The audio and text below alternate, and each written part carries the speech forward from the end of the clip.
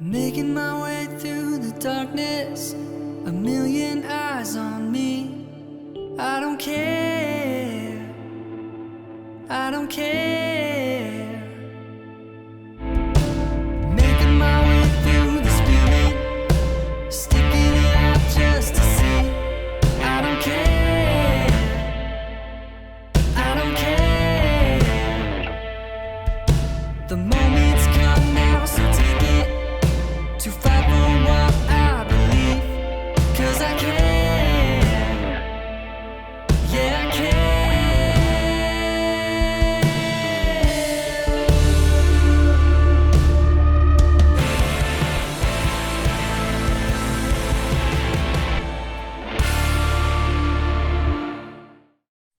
So last time on Road to Arlathan, after his riveting speech rallying the Elven people, Solas led the party back to his tent where he bestowed upon them shirts of elven chain and answered more of their questions. He explained to them their next task, traveling to the ruined city of ancient Arlathan. Finally, Solas sent them on their way to resupply at the encampment's market. But before they could get too far, Nick pulled Diani aside and explained to her the consequences of her actions. That being trapped in the magical barrier with Andrew's spear had left her burned and blinded. The spirit healer was able to restore her friend's sight and heal the burns with ease. In the market, the party acquired everything they could to better arm, protect, and prepare themselves for the battles ahead. Solas finally found them once more, with news of Falandine. He believed the man to be hidden somewhere in the ruins of Arlathan. Planning their rescue mission, they swayed into a rather heated debate about the Inquisition's forces.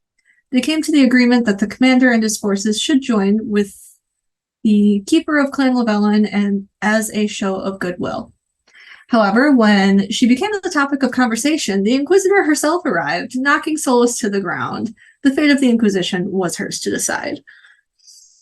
So I believe the last thing she said was something like, I will decide what happens with my forces or something like that.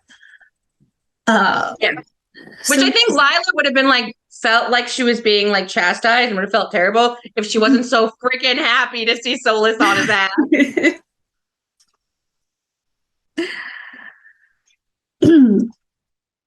So the Inquisitor looks over all of you and says, what does she say? First of all, she's just kind of like looking at Solas, just glaring for a moment before she looks over all of you. So what is it you need my forces for exactly?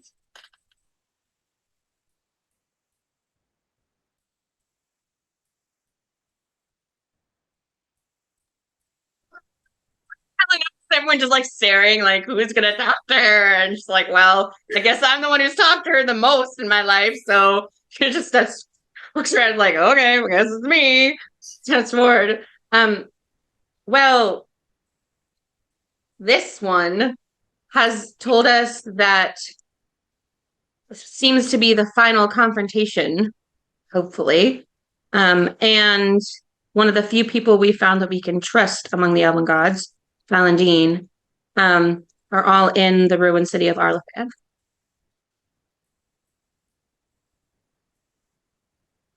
You trust one of the Evanuris. He saved us from the Fade. He has reliably helped Bronwyn, and he brought two of our party back to life. So, yes. All right, fair enough. And Solas is still just on the ground, like rubbing his face. And you guys see as like Ashan kind of goes over and like helps him up. And she's just kind of watching this interaction. All right. Just did he have anything to do with Ashan? Falandine? Yeah. All right. Weird seeing him here. So essentially, you need the Inquisition's forces as a safeguard or to march on the city. I think the plan right now is for our group to go in and scout, and then to have the forces ready for, I don't know, backup in case the Ebeners throw anything that get past us. All right, I think that sounds doable. Is there anything else that I can do to aid you in this? I mean, okay, I'm gonna say, to be fair, she probably says this like half under her breath, but anyone who's bothering to try is going to be able to hear them. She's like, I mean, you already punched him, so. And at this point, Solas kind of rejoins the group. And he clears his throat and says, if you are willing to leave a party here with the camp to perhaps protect the people here who are unable to fight themselves, then perhaps another group could go with the Elvhen army, and she's just like glaring at him the whole time he's talking. I'm sorry, you're in charge here.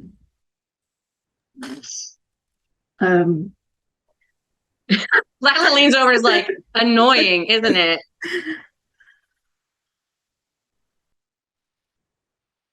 I'll deal with you later.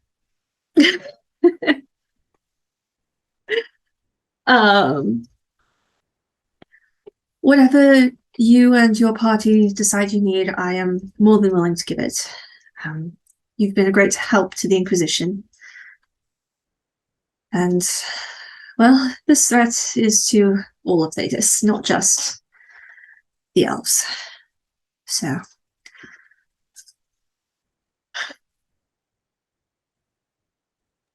Honestly, I think we're all just very grateful that you're here because it helps to show the Inquisition as not this scary human group, but for what it is. Well, we can hope that's the reception. Not all of the clans have been very receptive, but hopefully my presence will help with that. Are the Chargers here? No, they're not. Bull and the Chargers had business elsewhere. It was Commander Cullen, however, who contacted me in the first place and requested that I come here. He thought I might be needed.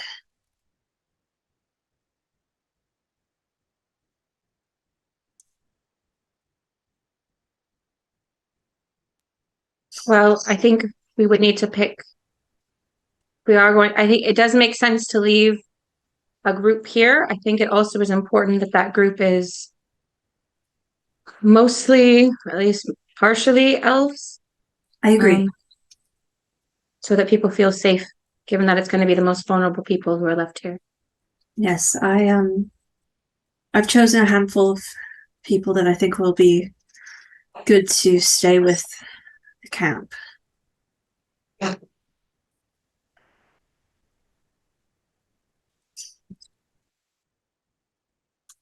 Well, if that's all, I suspect you will have quite the journey ahead of you tomorrow. Get some rest. You'll need it. And I'll make sure that my army is prepared as well. And then she grabs Solas by like the shoulder of his tunic and just starts dragging him away. Grab him by the ear. And if you remember last time, Solas said there were tents for each of you. Again, if you would like to share, you're more than able to. But there are 8 tents kind of set aside together for all of you. Well, at least 3 people will be in one of those tents. I figured. Is there anything anyone would like to do before we move on to the next thing? I mean, gonna stay in character. I gotta ask where the Inquisition forces are. They're still out where you met them last time. So, like, probably too far for her to go there for the night and come back. I mean, you could. Nah, I think if it's like an awkward distance, then she would not, because she doesn't want to make a big deal about it. Okay. So then, you all go to bed for the night. As you all sleep, you find yourselves dreaming, including Bronwyn. Standing alone, you recognize the ancient stone arches that circle around you, covered in vines and other greenery. Now that I'm reading this, I know that Asira and Lila are not going to recognize this. But, yeah, you, the player, might. In front of you is a semicircle of stone steps that lead up to an altar. A statue towers above it, the torso of a woman with dragon wings and a great pointed helm obscuring her face. You find yourself stepping forward, and as you reach the altar, the statue above you begins to crack, blue light shining through the scars in the stone. The statue flaps her wings as bits of dust and stone fall over you. As the cloud clears, you find yourselves face to face with her helm as she looms over you. More blue light can be seen filtering through the slits of her helm, and you can feel her cool breath washing over you. Find me. Your vision goes black before you find yourselves awake in your tents, breathing heavily and coughing a bit, drenched in sweat. Do we all wake up at the same time? Yes. Yeah. So given that, I would assume I'm assuming Lila and Asira are together since Lila didn't go anywhere. And then the trio's together. So then we're Nick and Ashara together.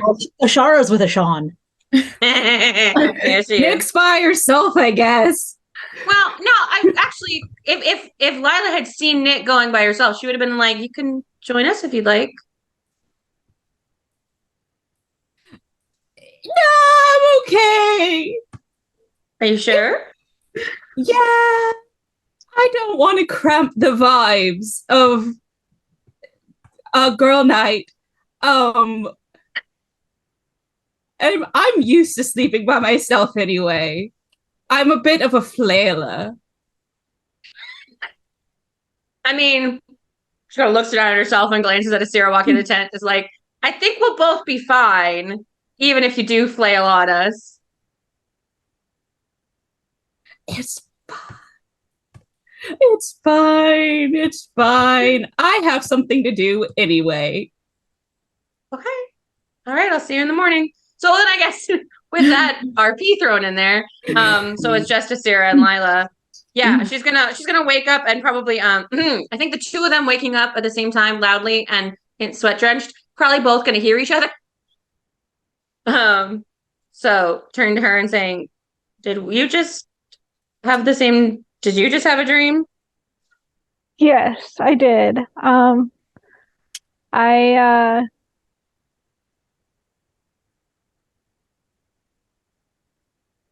I Something was about finding someone. I think mine was Mathal.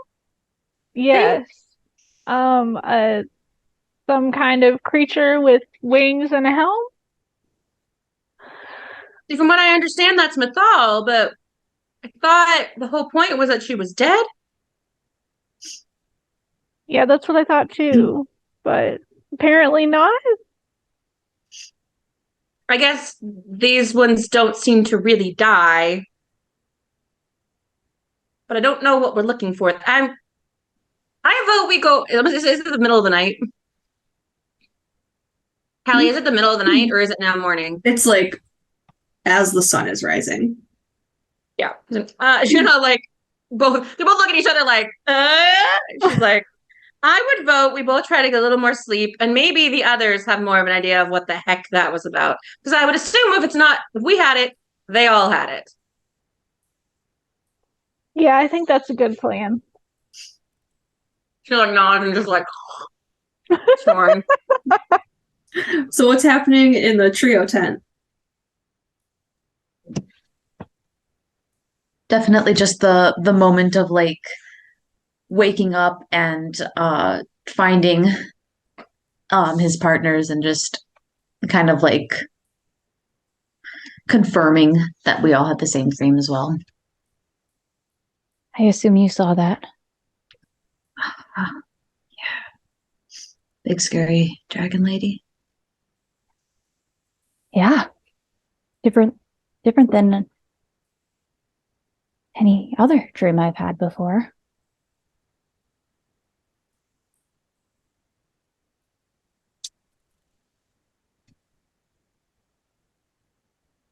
The last message that it said was just come find me, right? Mm-hmm. Yeah, just okay. Do you think we should check on anyone else? I mean, What time of the morning is it? Sunrise. I think it's probably time for us to get moving anyway. yeah. I don't think I could fall back asleep after that anyway.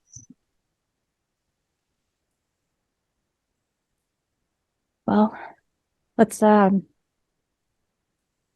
assume everyone else is up, but let's get them up if not.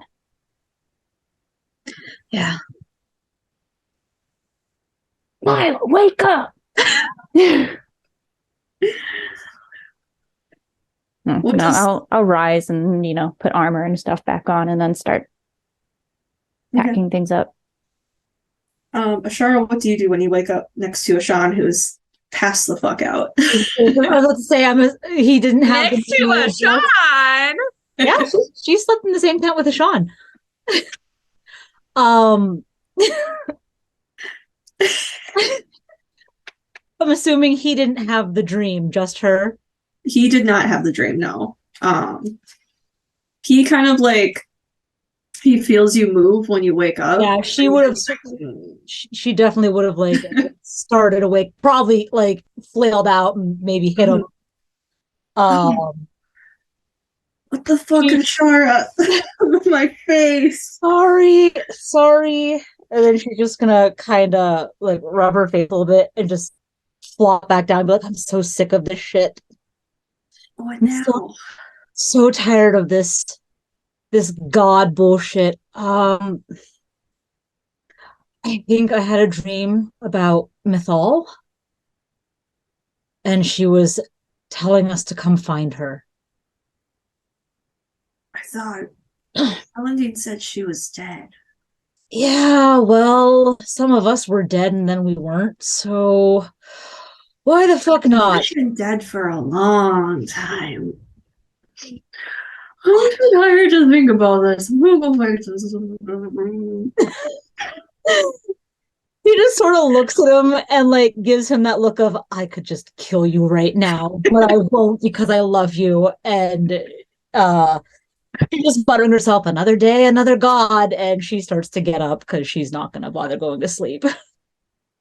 What about Nick? Nick is like, oh man, that was weird. Time for my plan. Which is? So Nick's gonna sneak out. Nick's gonna go over to Juice Man's stand. Okay. He's asleep. I'm gonna scoot everything slightly to the left. I'm going to take out one of my flasks. And I think I have an oil flask. I dump out the oil somewhere and I put the empty flask on it and I leave. I'm going to make you roll stealth or sleight of hand. I'm sure they're both very high. All right.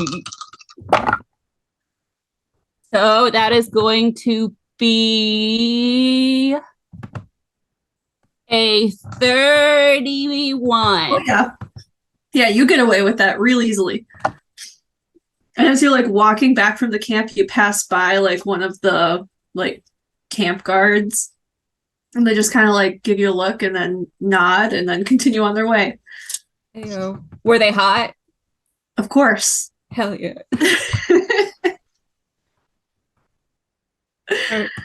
Nick's just going to barge into whoever's camp or tent is closest. For shits, we'll say it's Lila and Asira as they're trying to go back to sleep. Nick bust in. Hey, yo, have a weird dream? She's like, oh, crap. No more sleep, I guess. It's like, yeah, I kind of figured we all probably did if the two of us did. Cool. If anybody says anything about the Juicy Jaws shop, it wasn't me. And I leave. I just look at Sarah like, I really hope she didn't do anything we're going to get in trouble for. With Nick, who knows? Very true. It could be that she somehow managed to get, I don't know, birds to crap all over it. Or it could be that she set it on fire. You never know. Or she just moved everything slightly to the left. And then you hear across the camp, who touched my stuff? Amazing. Incredible. And then he's like grumbling to himself, like shoving everything back slightly to the right. And there's like, oh, why is it wet and greasy?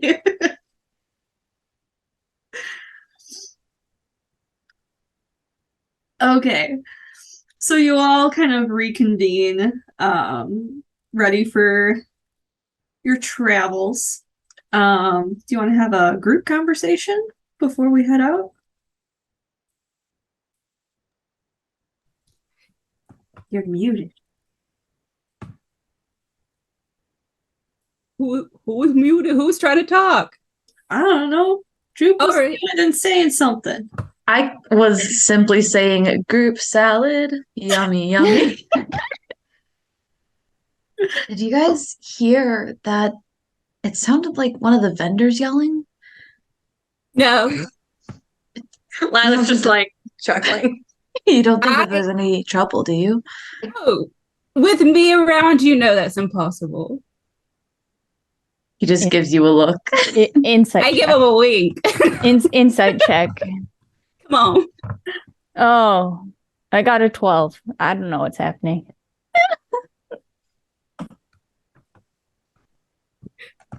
Okay.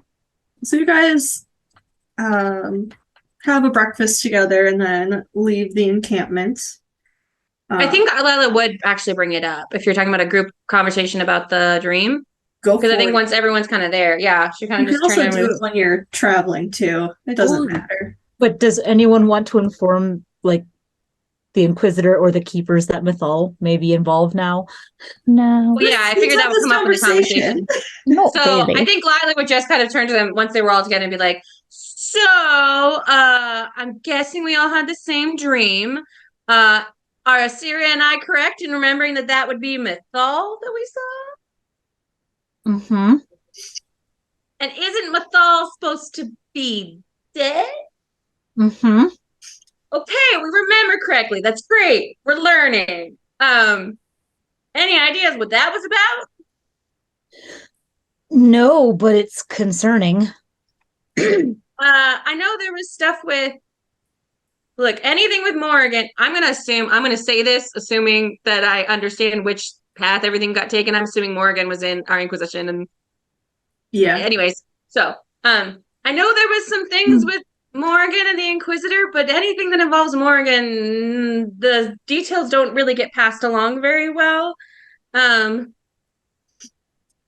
don't really know what happened, but I remember seeing, I mean, we went to Mythal's temple. I mean, I didn't go in, but we were near there. I'm assuming we're not supposed to go there. It's not anywhere near here. We're in Arlathan Forest. We're going to Arlathan. I think if she's anywhere, that's as good as a place as any to start. You mean? Yeah, I guess. So it just kind of added to our to-do list while we're there. Yeah, I mean, as far as I've always been taught, the rest of the Evanors turned on Mythal and murdered her. I'll be damned if I know it's going on. I mean, I guess if we've learned anything here, it's that nothing seems to stay dead. So I guess maybe I hope we're not just finding her remains. Let's all hope for that. Well, someone made us dream. Ah, shit. The question is do we feel like we need to tell anyone about this, or do we just continue to operate on the it is what it is? And From what I know about shared dreams, it probably wouldn't hurt to ask someone who is experienced. Ashara makes this pain face and is like, I only know one person experienced with dreaming, and I don't want to do this. Well, I would assume that anyone in the Evanurs can do that. We only I have don't one particularly- here. Yes, I don't particularly like lumping in the other way, Bronwyn, that you know about shared dreams, because that makes me nervous. You can see this moment of Lila like starting to put two and two together about something, and then going, "Nope, I'm not even going to think about that. We're not going there." Because no, we're not going to think about anything to do with the calling. I don't. Do we have to? I mean, obviously, I'm with Ashara on this. I'd really rather not. But Solas is the expert. Well, someone else is going to have to do that. I'm still riding high on seeing him smacked onto his butt yesterday, so. I'll ask the old man if we need it. We're assuming that anything is left of him, but, you know, he is the expert on dreams. Is it really that he, I mean, of the ones we know, but there's nothing, how do I ask this question? This is my lack of knowledge showing again. So he's the god of, well, they say he's the god of treachery, but then he claims he's not. But it's not like Do you his know specialty anyone is else dreams, who right? communicates through dreams? Well, His have specialty the is always Evanurs, in dreams. but can the Evanurs generally do? I guess my question is that that's not just him, right? That's going to be anyone in the Evanurs to do this. Because then I would assume that this is Lethal's not dead, and she's the one reaching out to us in dreams. Unfortunately, this is where we have to consult an expert, I think. I know. Okay, I'll stop theorizing then. At the very least, we can warn them that we may be dealing with one more god that we didn't think we were going to be. For good or bad. I think he might offer insight into if it's really her trying to communicate with us too.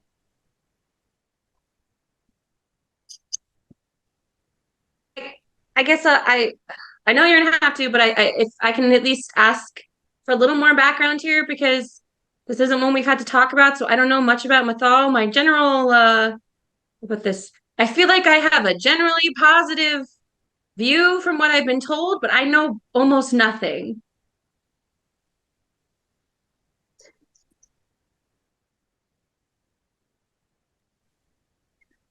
I mean, she's like the mother figure if you're going to go for any sort of, in terms for like human knowledge, you know, human reference. She's like a great mother. She could shapeshift into dragons if memory serves. So we'd be looking for dragon imagery? Yeah, like if you were either like symbols anywhere, if you were anywhere near the Temple of Mythal, you would have seen like the statues of a woman with like dragon's wings and whatnot. That's often how, you know, her statues are depicted. Does she have another? Because I know like some of them. Oh, and once again, she's like, ah, shit. She feels like she's on like a pop quiz and she doesn't remember the answers. Of like, I know some of them have certain animals that are associated with them. Yeah. Does she have one? Is it just the dragon for her, or is there something else? Ellie doesn't remember this off the top of their head. I think it's just dragons. I think it's just dragons, though. I think Allie's right. I looked at it yesterday, but I don't remember for sure. Because I remember something, Ellie, this is just me, I vaguely remember something of whether it was another god or like someone aspiring to be a god, they took a form of a dragon and it offended Mathal greatly and whatnot. So like dragons were her domain. Dragons are, so her symbol is a dragon or a female humanoid with a dragon head, usually, and wings. Right. That's from me, not from Bronwyn. So, okay, so this is Lila. And DM, you can stop me if you feel like I'm getting. I don't think I'm being meta here. Wait a second. So you're telling me, I don't think I'd put this together before. You're telling me that Mythal could transform into a dragon. Who went into the well in ours? I think it was the Inquisitor. I think so. Okay. And then suddenly, after we went to the Temple of Mythal, we had a dragon fighting in the final battle on our side. I feel like there are questions there. It could be connected, but all the more reason to speak to the Inquisitor, and unfortunately... Morrigan drank from the Well of Sorrows. Sorry. Oh. Nope, you're fine. Oh, did she? That's what I'm reading in the sources channel. Morrigan drank from the Well of Sorrows. So it would still be a dragon in the final battle. Yeah. You wouldn't necessarily know that was Morrigan. Yeah. That's all right. That's a question we might want to ask the Inquisitor. Sounds like she might know. Well, I suppose she would know in general more about Mythal than, since she's the one who's been in the temple. Maybe that's something we do before we leave as well. Yeah, I think. Do we want to split up, or do you all want to all go to both of those places? Well, I know you don't want to deal with Solas at all, and that's fine. I'll handle. If we want to all go together, I can stand in the back. It's fine. I can be a big girl and be in the same room as him. It was kind of satisfying watching him get punched, though. Wasn't it? Oh, I was so glad for her. She deserved to get to have that punch. But yeah, I mean, I feel like we should probably, like I said, at the very least, warn that we may be dealing with yet another god, for good or bad. All right, so Solas and then Alana, and then we'll see if they might be in the same place, if he's still alive.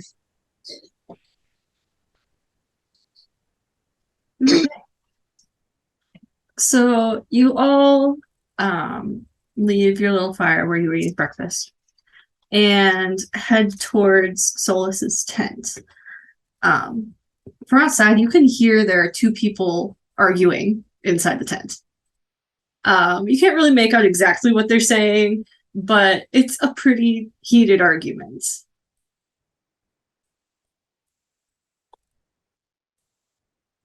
Lila's totally gonna try. Well, she can't stealth for shit, but she's gonna try. So can we say she's not in her armor yet so that she can Nah, that's kind of bullshit. She would wear her armor as soon as she was up. But she's gonna try to get closer to where she can hear what they're fighting about without interrupting. You wanna roll stealth? I'll roll stealth, even though I literally have to roll it with the Spanish.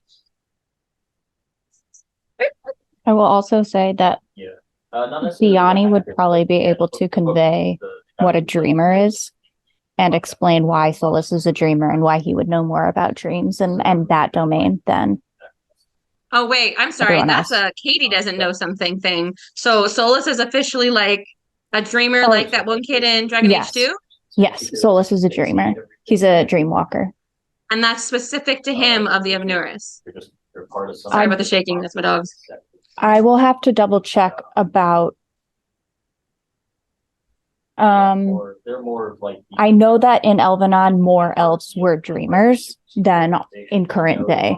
Oh, okay. So it might be that some of them do, but it's not so much because they're Avnuris, it's because he's a dreamer and there are other dreamers. Okay. That makes sense. I didn't know that.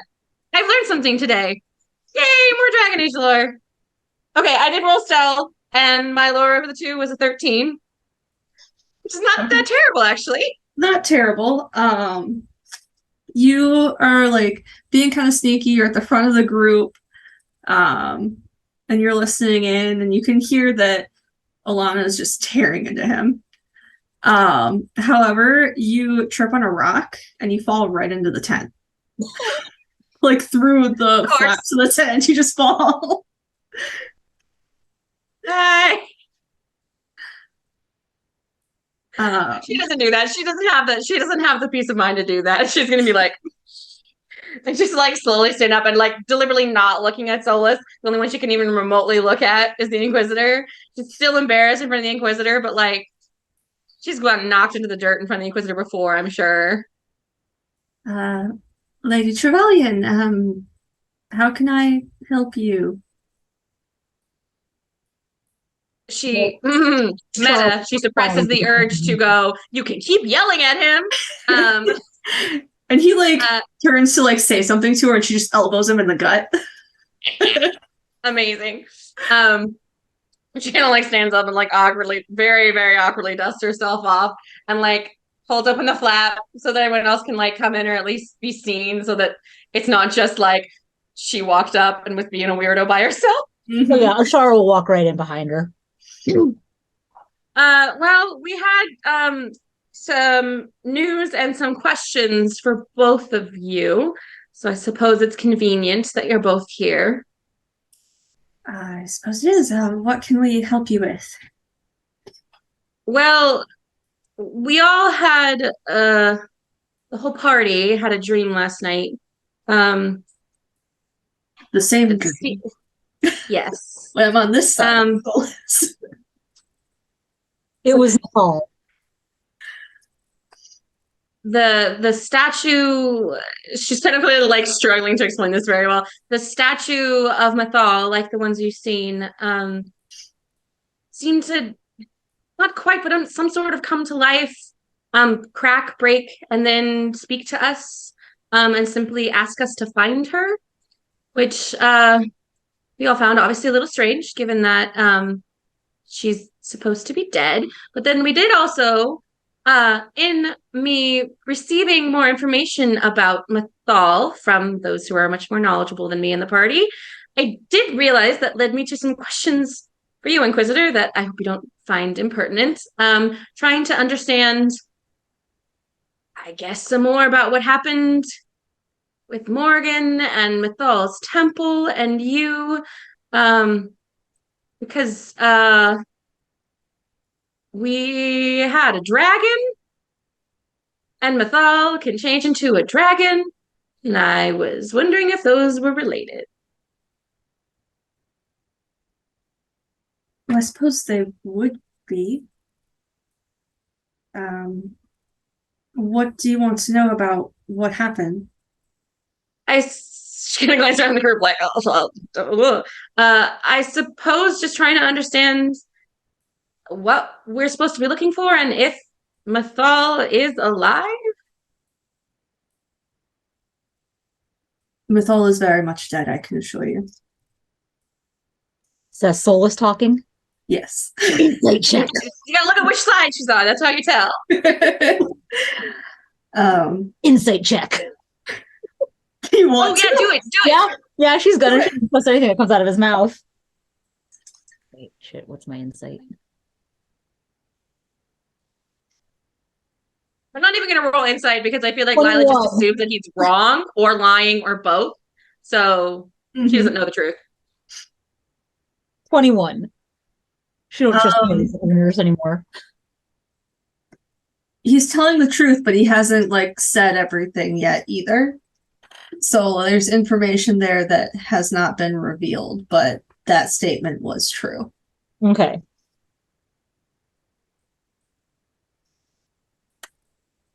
So then would you care to explain how we all who else would, if you're saying that she's dead and she couldn't possibly have been the one to reach out to all of us through the dreams? I did not say it couldn't have possibly been her. I said she is dead. She just looks over at Ashar like this. This is why I didn't want to do this.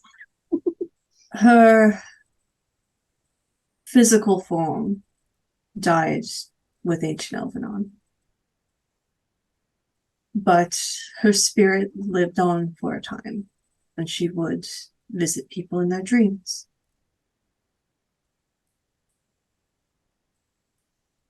So you're suggesting that she has continued to live on in spirit?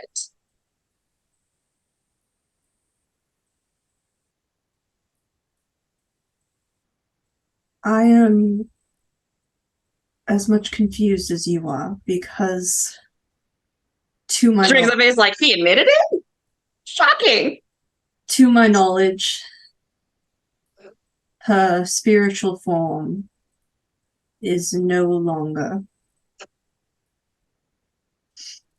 This is really hard knowing what I know as a person, that I'm like, oh God. Well, in terms of the party, at least it sounds more like we're not looking for a person and more potentially something to lay her to rest. An artifact of hers, potentially?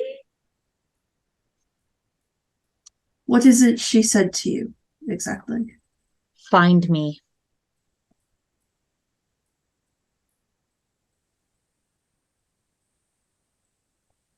No, that couldn't be it. What couldn't be it, Solas?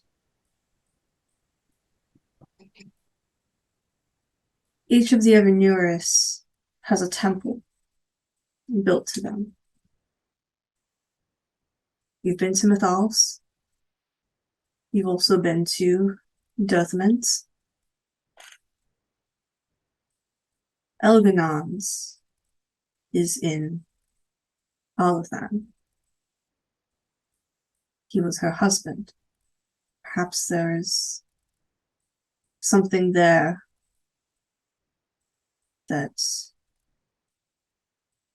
remains of her essence.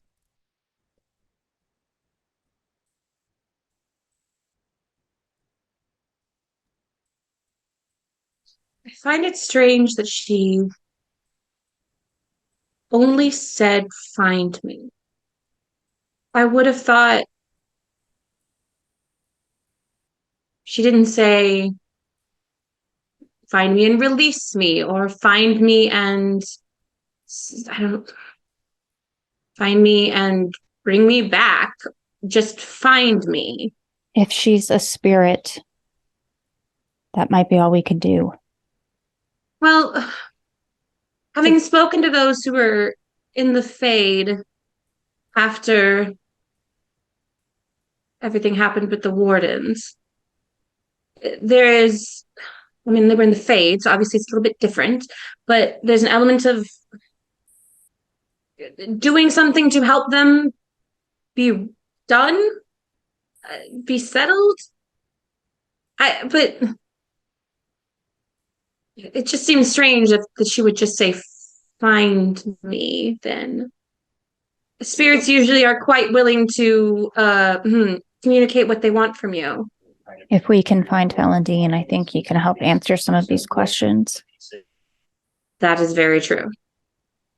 Solas, I'm going to go on a limb here and assume that you knew Mythal, at least briefly. She was a good friend of mine. If we follow this lead while looking for Valentin, do you think it would help or hurt the cause? I'd like to assume that it would help. Didn't the Evanuris murder her? Which might... So if she is able to be brought back in any form, she would presumably fight by our side against them. Or something like that. And the temple, can we expect traps if we find it? Likely. I don't know how many of them will still be active due to the amount of time that's passed. But what about guardians? The secrets.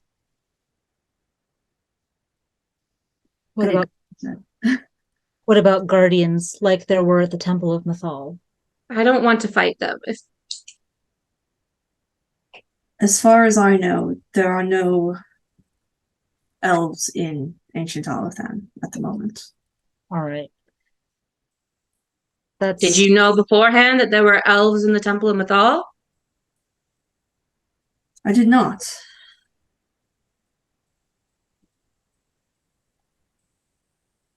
Well, at least it's more knowledge than we had before.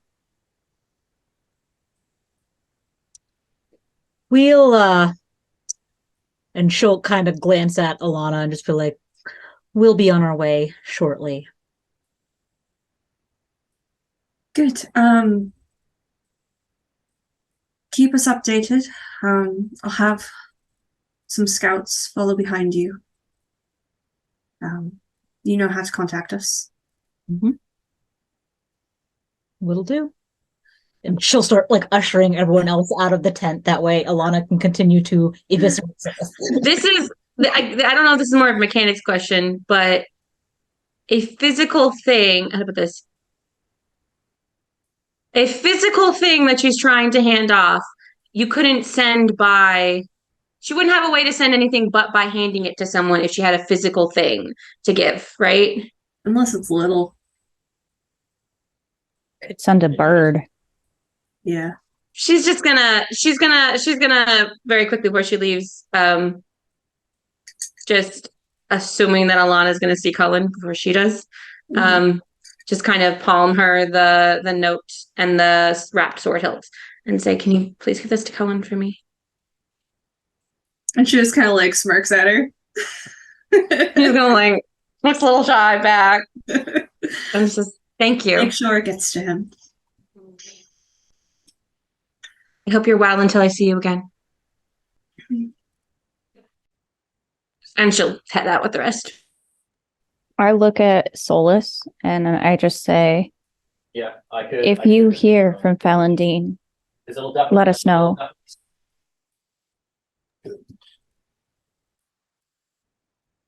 I will. All right. So, you guys gather your things and head out from camp. Do you guys want to take a break here or keep going? It doesn't really matter when the break is. I'm fine to keep going. I think I'm good. Okay. So, you travel north through the forest. And the further north you get, the trees, with how dense the forest was before, it begins to kind of lessen, thins out a little bit.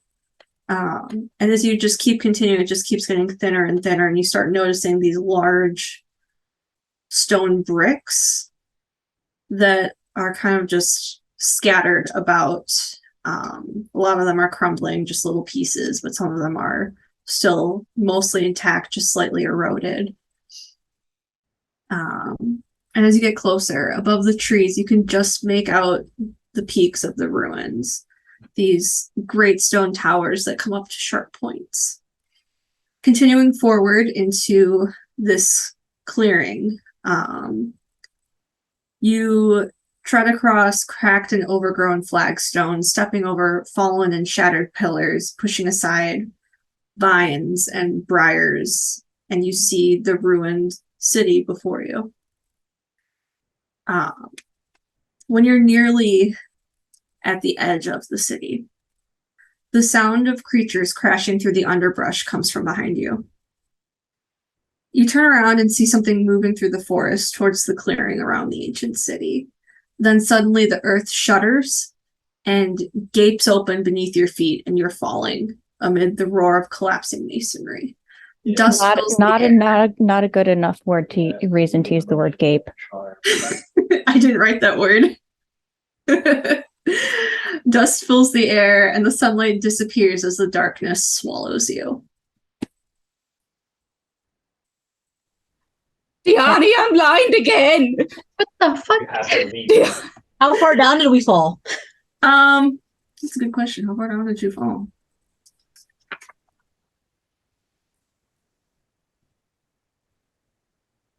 It doesn't say, but it doesn't matter because you're not taking damage. So. And I can sense things that are 80 feet around me. What's going on? It's dark. You sense that you are in a decent sized, long kind of room. You hear a lot of water trickling. The air is very damp and humid. Very dusty. You can tell that this area hasn't been explored in quite some time. You also sense there's something foul in the air. So, there's no one in here. It's a room. Something be funky, though. 2 questions. One, can those of us with dark vision see? Yes. And second question, is that funk darkspawn? No. So what do I see? Those of you with dark vision, you see that you are in a long, narrow chamber, and in the center of the room is a domed shape on the floor. On the east wall, there is a blank-faced stone door, and the west end of the room is blocked by fallen stone and rubble, the result of the collapse. The two side walls appear to have several niches cut into them as well. Can I do some kind of check to see if, like, did someone make this happen that we fell through it? Was this just like, this is really old and it collapsed because it's old? I think that would be an Arcana check. Oh, God. Okay. So this is going to be one of those ones where I roll and then I'm like, someone else want to look at this? And I rolled like shit. And that's a 4. I'm like, these are some bricks. Yeah, you're just interesting. Like, oh. That's a nice rock. Giving the rocks a honka honka. I'll look at it.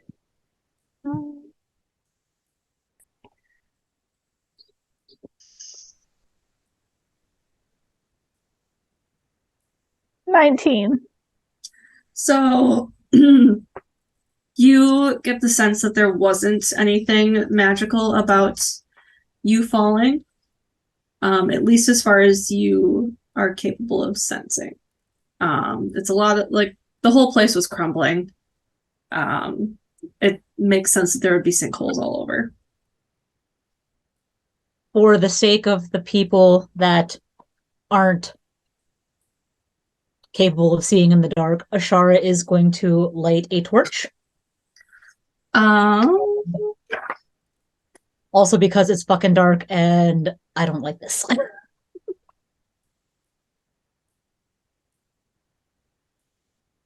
And she's gonna go, who's not dead, sound off. Yeah. I need you to roll a d20 to light the torch. Oh no, it's one of these again. It's cocked. Just a straight d20? Yep. 16. Okay. It lights up, but it is sputtering, and it's not as bright as you were expecting it to be. Is this, do I sense that this is just because it's really damp, or does it feel like we're back at that temple from the very beginning where, like, none of our fire wanted to light? Make a nature check.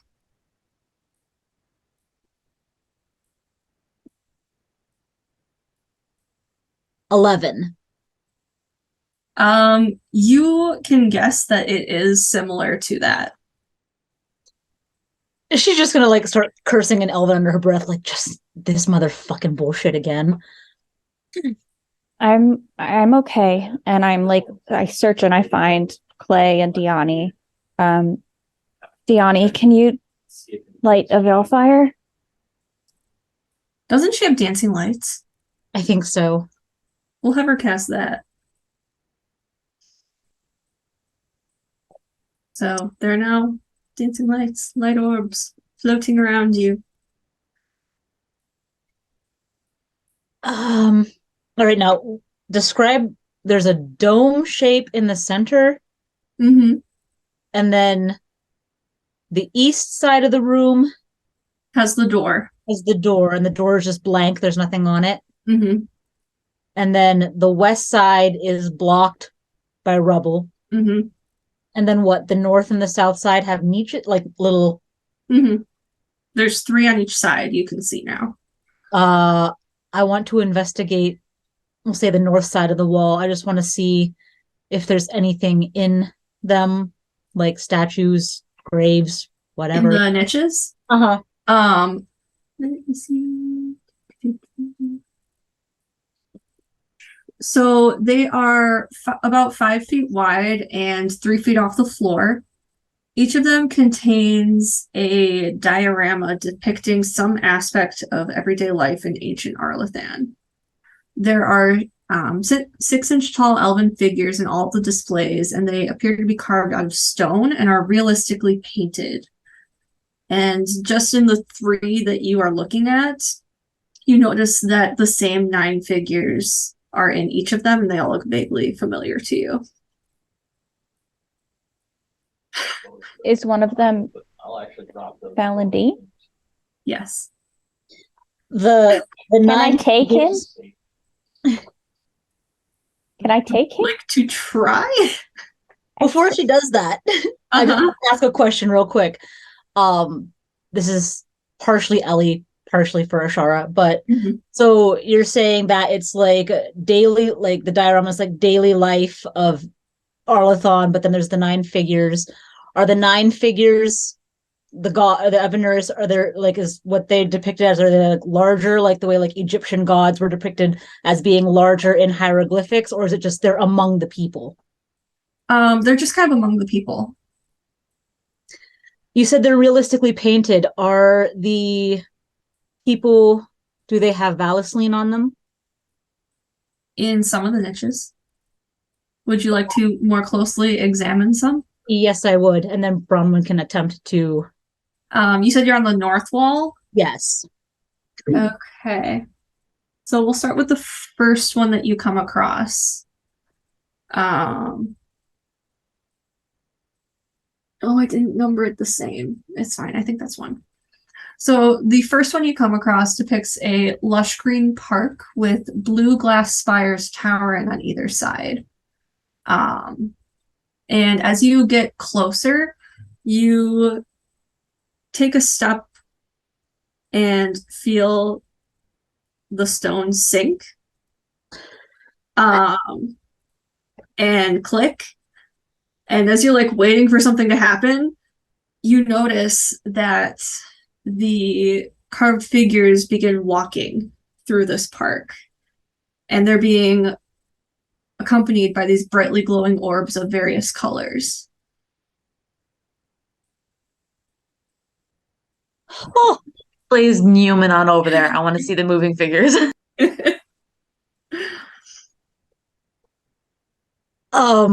so like they're just like walking the park. With what you can assume are spirits. This is fascinating. Is it just like, you know how like a music box just sort of repeats the same motions and what is It's that like that. okay. Mhm. Fucking channel. He's gonna move to the second one.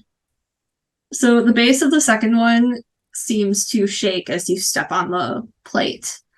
Small buildings begin toppling over as the 9 figures charge towards a creature unlike anything you've seen before. This stone creature rises up from the ground so large that its face disappears into the ceiling of the niche, and one giant hand surges down at the 9 elves in slow motion.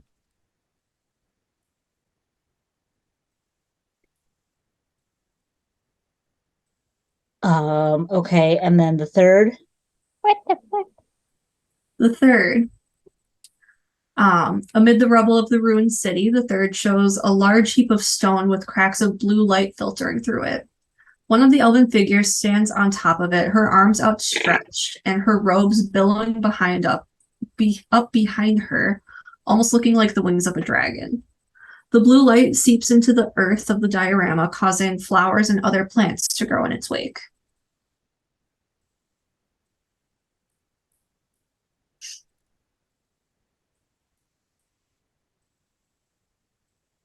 Has everyone else joined Ashara? Is it just Clay? It is definitely Clay. I'm going to assume that Diani would be there. Yeah, definitely. Diani would absolutely be here. Mhm. I'm there. Like I said, I know. Okay, and you said there's more niches on the other side. Yep, right? there's 3 more on the other side. Yeah, Ashara is absolutely booking it to the other side to. Let's go. Let's go. So the 4th one seems to depict a greater passage of time than the first 3. It begins with the 9 elves standing at the head of a large army.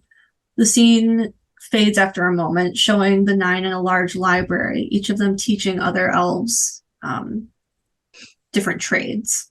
Wow. Finally, 8 elves are shown sitting on thrones. Servants with Valisline on their faces tend to their needs, while a black wolf with red eyes watches from its hiding place. And this was all in the one niche or along all? This is all in one. Okay.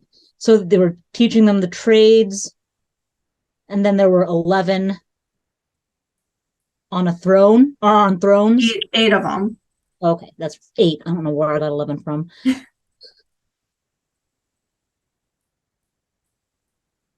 And then Fen'Harel was watching behind. Mm-hmm. And this is the first appearance that we see of the Valisline. Yes.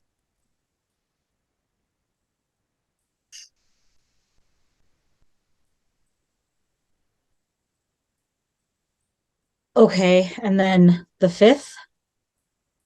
The city is rebuilt in the 5th diorama, with temples erected for each of the Evenuris. Elaborately dressed elves come and go from each of the temples, while more plainly dressed elves with Valisline follow close behind.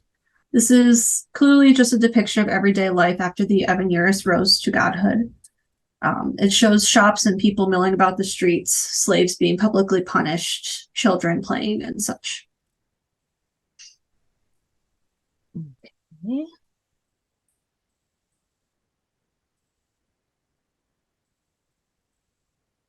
And then the final one, the 6th. Mm-hmm. The final diorama shows the Evenuris standing high above the city. From left to right, you see June, Siles, Falandine, Elgernon, Mathal, Anduil, Dirthaman, and then Gillenan. However, there seems to be something off about them. Elgernon and Falandine are snarling, side-eyeing each other. June and Siles hold hands, but she looks almost enraged while her husband looks upon her with disdain. Dirthaman and Gillenan share a knowing look with smirks on their lips. And lastly, Anduil glares at Mathal while she glances back over her shoulder at the black wolf lurking behind them.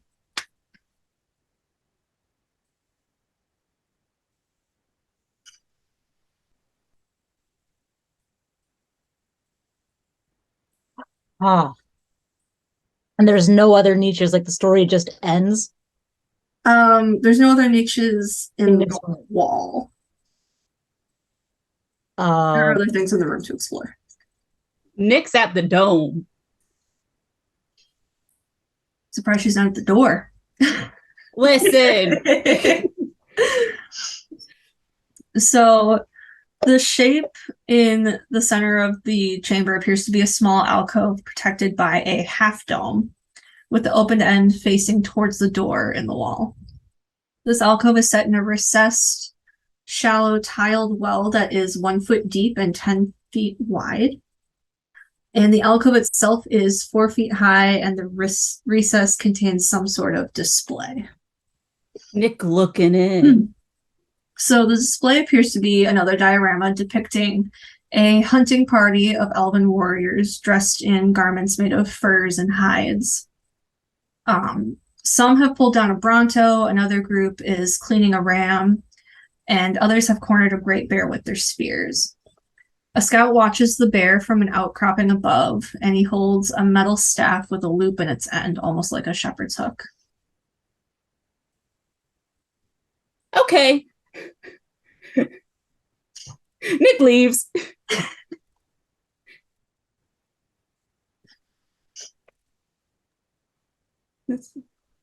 Does she say anything to anyone else? Like, oh, here's No. no. Okay, well, I mean, eventually Ashara would have wandered over. Oh yeah. To do. She's absolutely following. And you said that the opening of the little alcove faces the door. Mm-hmm. That's where Nick's going if anybody's coming with. Yeah, the Ashara is definitely going to she is very like hastily scratching in like a journal, trying to like quickly depict everything that she's seeing, because this is fucking history. But yeah, okay, so she's definitely following Nick to the door. Is there anything else in the room? There's nothing else in the room. Okay. So as you approach the door, you realize that it is carved with an orb. Like there's an orb on it that seems vaguely familiar to those of you that knew Solas during the Inquisition. And the door appears to open into the room. There are hinges on this side and scratches on the floor. There's no visible lock or handle on it, although a slight gap stretches across the top of the door. 8 holes seem to have been bored into the door, and they're about an inch in diameter, but nothing can be seen in them. The door seems fairly thick, and the top is arched with a keystone. Nick is gonna touch the orb. Nothing happens. Damn. Somebody lift me up. There's a hole at the top. Ups. I lift her up. Is it tall enough? Roll strength. Usually I can only make Like you probably have no problem, but luck? No, it's a resource. 21. Yep. So you are able to, and you almost like throw up too far. Oh, gross for Bronwyn. You only ever. No, I'm still below you. Hey, Luke.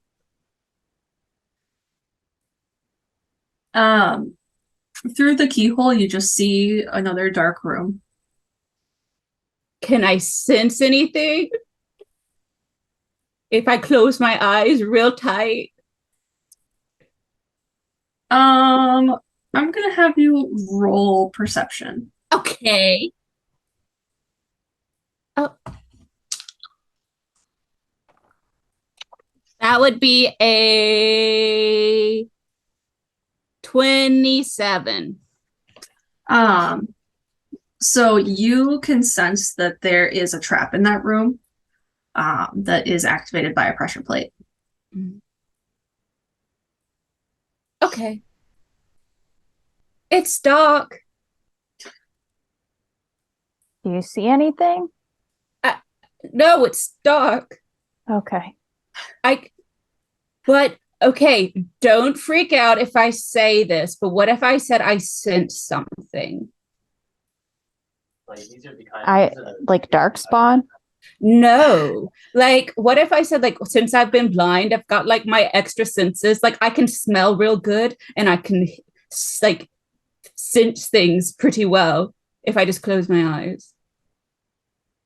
Okay. I put her down. So you don't believe me? Quick. Tell me something. Tell me what is your favorite color. And it closes her eyes. Tell you my favorite color? Yes, tell me your favorite color. Brown. Okay. Was she telling the truth? Was I telling the truth? Yes. She goes, you were telling the truth. Brown is your favorite color. Yeah, you didn't tell me to lie. I didn't tell you to tell the truth. Nick, what did you sense on the other side? Why would I lie though? Like you're supposed to tell the truth. We're supposed to be honorable. I'm a rogue. I'm a Grey Warden.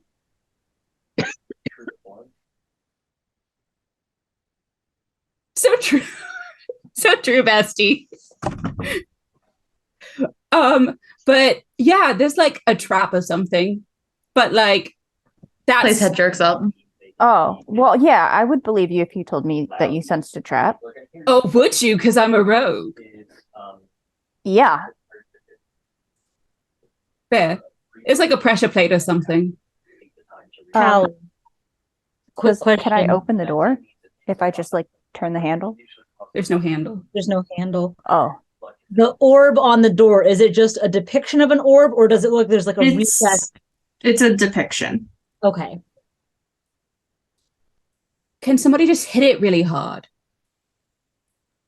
I mean, yes, but is this like culturally significant? Is there a respectful way to get it open? Nobody's been here for a while. Remember, I am the door master. Normally, What am I remembering this from? Does the doormaster want to roll investigation? Sure. Normally, I would say that yes, this is culturally significant, but given the time frame that we're on and the fact that we're looking for Fallen Dean, blow it down if you have to. It is. Where's my investigation? 19. Okay. So, you're kind of wandering the room, and you find yourself drawn back to the display in the center of the room. Mm-hmm. And you're looking at that little guy with the shepherd's hook, and you're like, that kind of looks like a key. I take. Mm-hmm. You have a key. Will, yeah, I take the key. What are you gonna do with the key? I'm gonna walk over to the door. Is there a hole? The hole you were looking through. Oh my god, yeah! Bronwyn! Ups! I lift her up. And there's a click, and the door swings right into both of you. Knocks you both over. I feel like we're smacked against the wall like a cartoon. It just like opens like halfway, but it's still enough to topple you over. Am I laying on top of Bronwyn? I rolled a 21 Constitution save, so I stayed standing. Okay. Did you catch me? Yes. Bronwyn. And you say that, and I drop you. Oh, sorry. Investigate for the while they're horsing around. Can I investigate for the trap? Mm-hmm. I would also like to help. Roll with advantage. Nick, put the key What back am in the I- little thing. What am I? Is this investigation? Yeah. Will it close? But will the door close? You have to. 25. What was it? 25.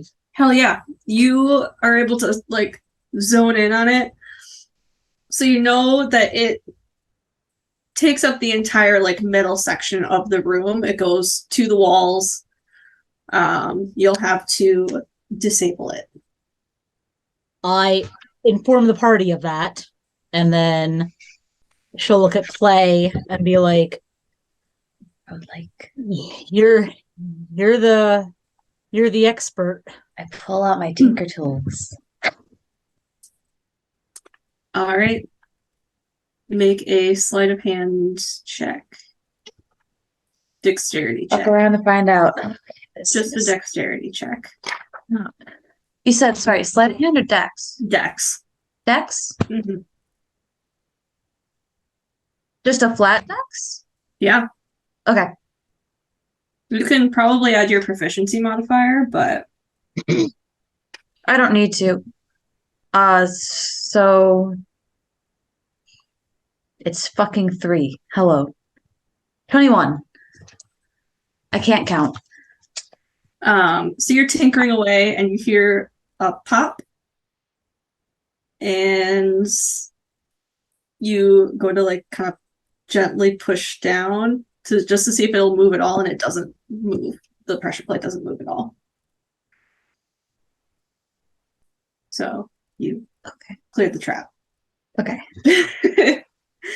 So the stone walls of this corridor are carved to resemble a stack of bamboo-like logs, and the passage slopes down from a single door on its western side.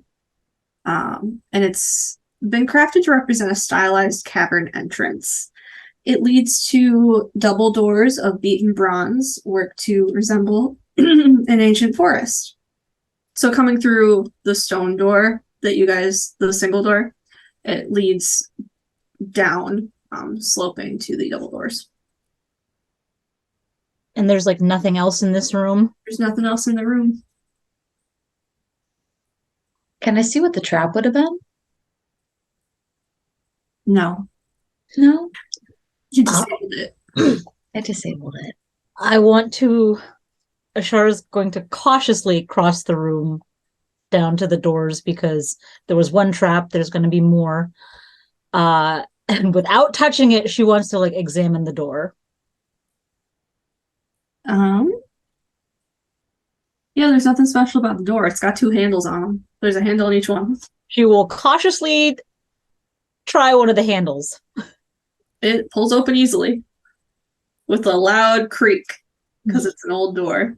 Mm-hmm. What's on the other side? Another room. This room is constructed of large stone blocks, and the walls are wet and slimy, and mud covers most of the floor with a thin coating. To the east and west, you can see stone doors recessed in the wall, and to the north, there's a set of stairs that leads down. At this point, I am going to have you all take 3 points of damage.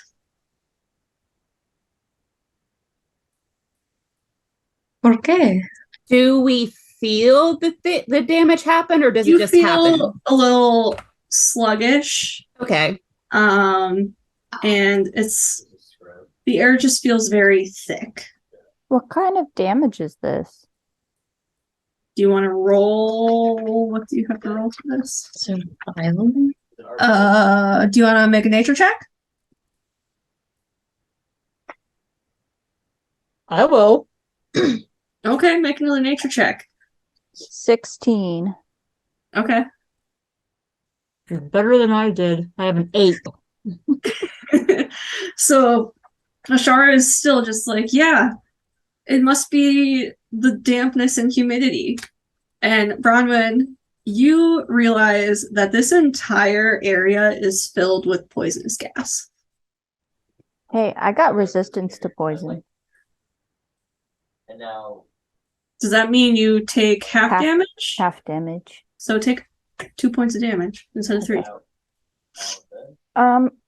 This area is poisoned. Quick question: does the gas react to my torch? That's what that was when it was like fizzling and stuff. Yeah. Okay. So wait, was poisonous? Wait, We should hurry. Should we just hold our breath? I mean, We should maybe run. I don't know what kind of poison this is, but we should get out of here as quickly as we can. I don't know if it's just inhaled, if it's topical. Let's Stairs scoot. or doors? Hmm? I'm asking Ashar's asking the party, stairs or doors? And there's 2 sets of doors. Along So with the ones you came in through. yeah, so the stairs go down, which I mean could lead to go up, maybe. Ashar is like immediately, like as soon as Bronwyn says poison, she's wrapping her scarf up around and like tying it around her nose and mouth.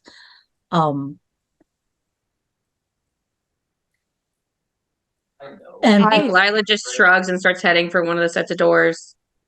I Whichever agree with one Nick. If I don't think we should go further down if we fell. We want to go up. Yeah. whichever door Lila goes for, Ashar will go for the opposite one.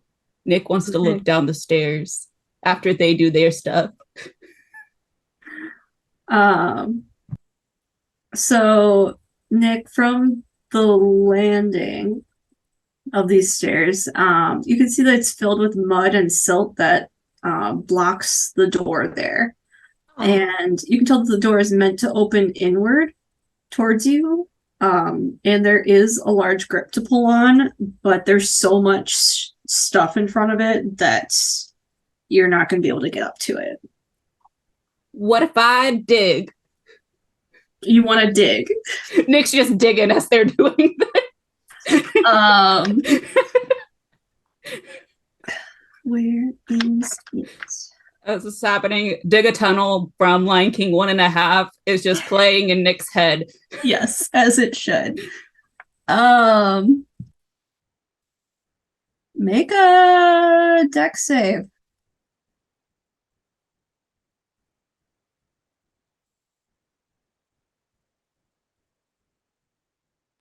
With a deck save, it'd be a 27.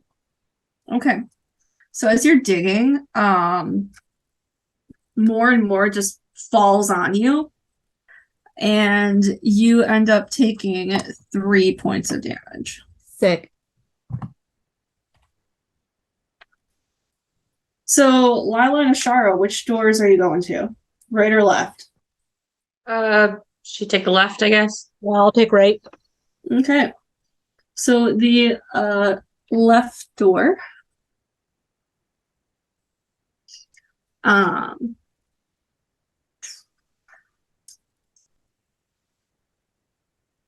You open it fairly easily, and find that the room on the other side is wet and the walls are covered with a slimy white buildup.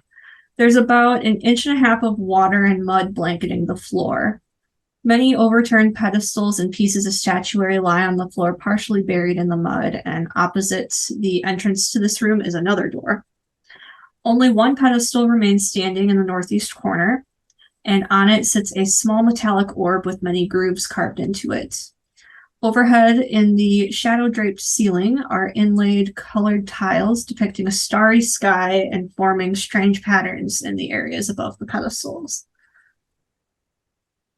And the other door, I'm going to let you think and decide which way y'all want to go. So the other door, Ashara opens it and finds a corridor that is also very wet and slimy. The stone is wet to the touch and crumbling in some spots in the southern wall, exposing the seams of one of the large blocks where the structure is built. And off on the southern wall, you can see that there's... I don't want to describe this. It's like just like a crack in the wall that's light kind of shines through. I'm gonna cross the room and examine, kind of try and peek through the crack. You can see that there is another small room here that was meant to be hidden. And just kind of peeking in, there's what look like 3 urns on either side of the room, and then a set of doors with ancient Elven script carved into it at the other end of the room. Lila, what did you want to do in your room? I thought it was. Is there a way to tell if the poison is up here too? It is in this whole level of the where you are. Yeah. She's gonna go ahead and go through the other set of doors if she can. You said there was another set of doors across the room. Mm-hmm.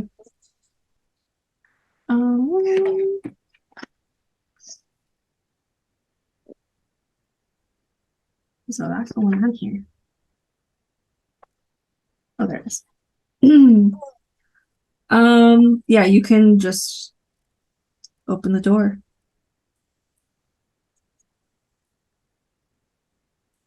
Okay. What's through the door? There is another hallway. Oh my gosh. Are there doors on this hallway? So The walls and ceilings of this hallway are coated with slime, and the floor of the passage is covered with a layer of mud. Through this muck, a steady stream of water trickles northward, and the stone walls are crumbling in some places. There are glowing blue tracks in the slime crisscrossing the walls and the ceiling. Along the east wall of the passage stands a 12-foot-tall stone statue of an elven man outfitted in fine clothing with a sun pendant around his neck and holding an orb in his outstretched hands. Its eyes appear to be red gemstones, and the right one kind of droops out of its socket, balancing on the statue's cheek. The forehead and nose of the statue are chipped and scratched. Yeah, I think at that point she'd kind of come back and be like, there's a whole bunch of stuff this way. I don't know what any of this is. Ashara's calling from her room, hey, there's something over here too. And she's gonna shimmy through the crack. Okay. We're gonna split the party? She's not thinking straight right now. She found a door in an ancient temple with Elvhen writing on it. She's going through the crack. Whose side am I going on? Whose side? Whose door? Let's see. Make a dex save to get through. Or just roll dex. Why do you guys have so many orb gifts? Just Because straight orb. up. Just straight up dex or dex save? Just straight dex. 30-20. Okay. So yeah, you are able to get through, and now that you're in there, you can see that there's 3 sealed urns on either side of this little chamber. And then as you get closer to the bronze double doors, you are able to read the ancient Elven that's kind of carved into it. It's a little archaic where you don't quite know if you're translating correctly because it's so old. Mm-hmm. But what you can discern from it, it says, "Here lies Mythal, great protector, all-mother, wolf friend." Here lies Mythal, great mother. Great protector, all-mother, wolf friend. She like puppies.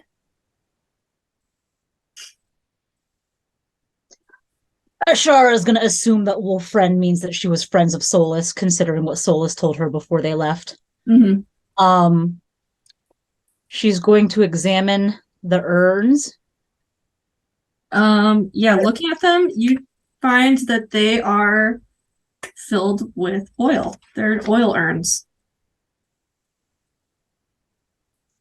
Oil, like in the sense of perfumed oils, like you would find in a burial. Like fire oil. Right. It's a burial ground, so you know. Does it look like there's anywhere for these to have been like filled into?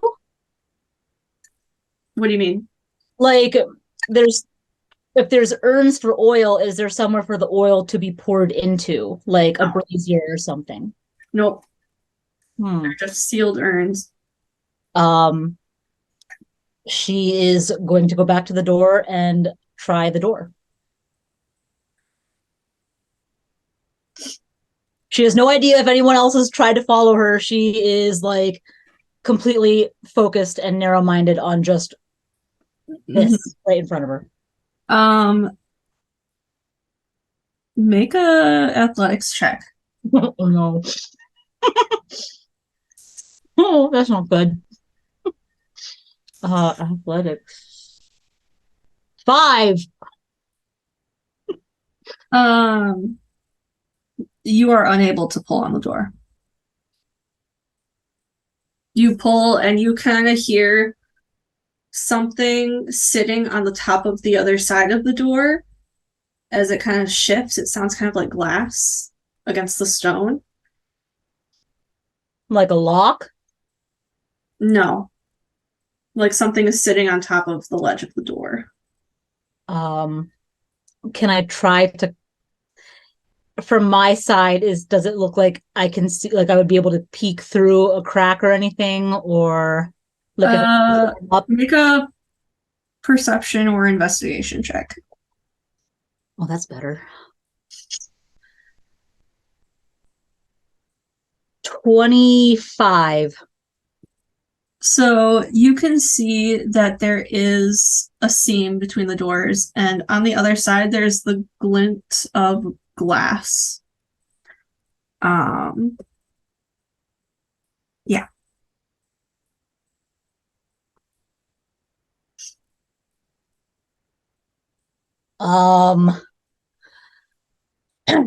I'm gonna call back through the crack and be like, I need somebody strong in here.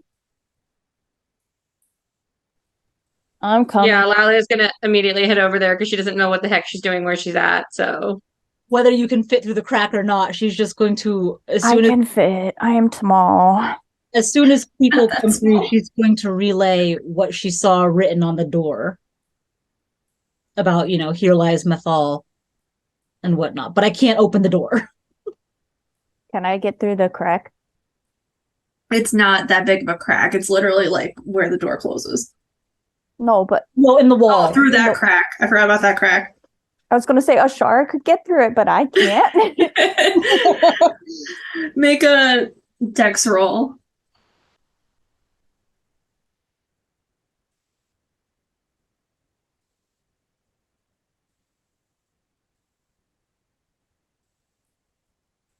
$15. You are able to get through. Heck yeah. And I go over to the door and I just try to open it. I'll warn her that I saw glass on the other side through the crack. And I ignored the warning and tried to open it. Make an athletics check.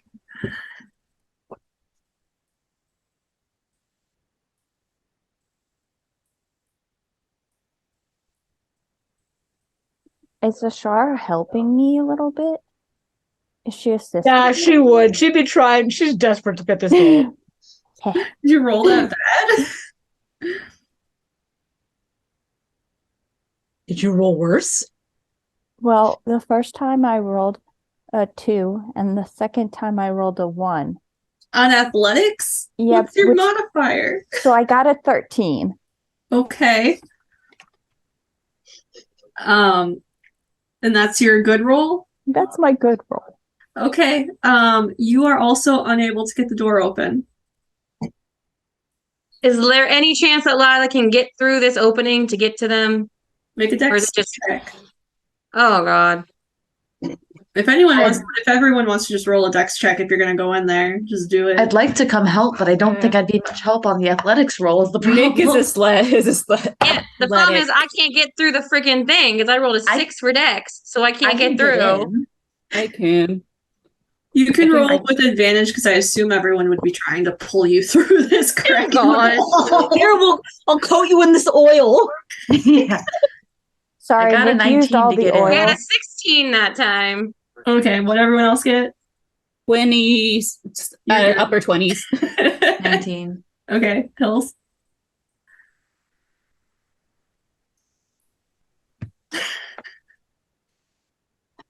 I'm still trying to get it to go from D&D Beyond. Of course. Give me. Asira just gets stuck by the horns. Oh Oh no. Okay, come on. There we go. A 12. So you you are trying to bend yourself down to get into this space.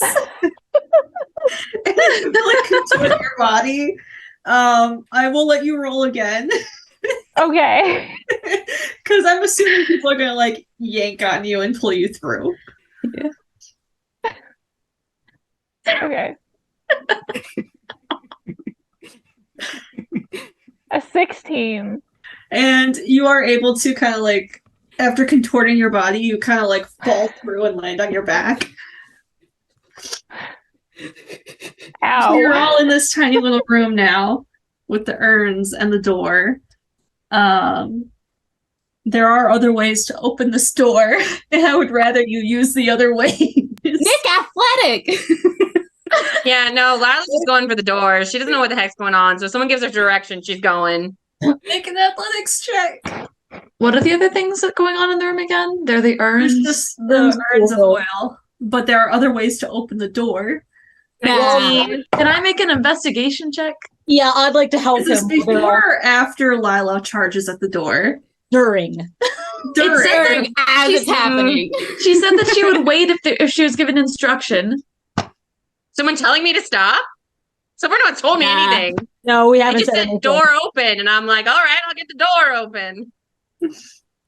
Katie, what did you get for I that? got a 19. Okay, Juke. I got a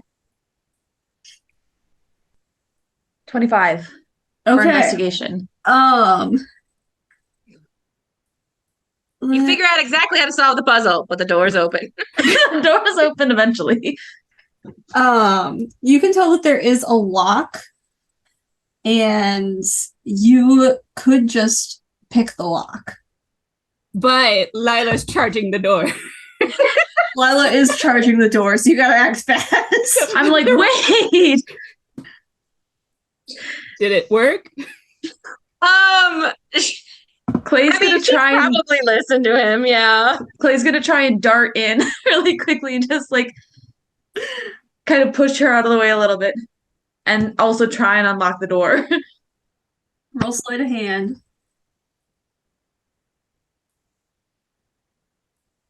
Wow. Okay. It's a 21. Okay. Huh, So- can I math? No. Yeah, no, it's a 21. Okay. I just need to know if it's 20 or more. It is 20 or more. That's the DC. Okay. So it takes you a little bit, but eventually you'll hear a click and the door just kind of swings open slowly.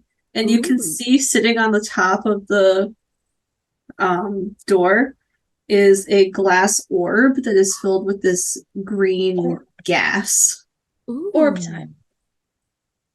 Oh, so if we had slammed the door open, the glass would have broken and we would have been covered in gas, whatever the gas is. Mm-hmm. Dope. Remember about that curse I told you yesterday? Oh. Can Lila reach it? So basically this curse Almost died that for would be- 5,000 years? Almost died for 5,000 years because we didn't want to open the door with a key. Yeah. Well, I asked if there was a lock. You couldn't see one. You didn't ask the right questions. So That would have been a bad curse. I'm glad I edged my way in on that one. Mhm. Holy shit. So I'll wait for Lee to put their headphones back on. Okay. So behind the doors, there is a chamber cut out of the rock with a veil of calcite and stalactites covering the walls.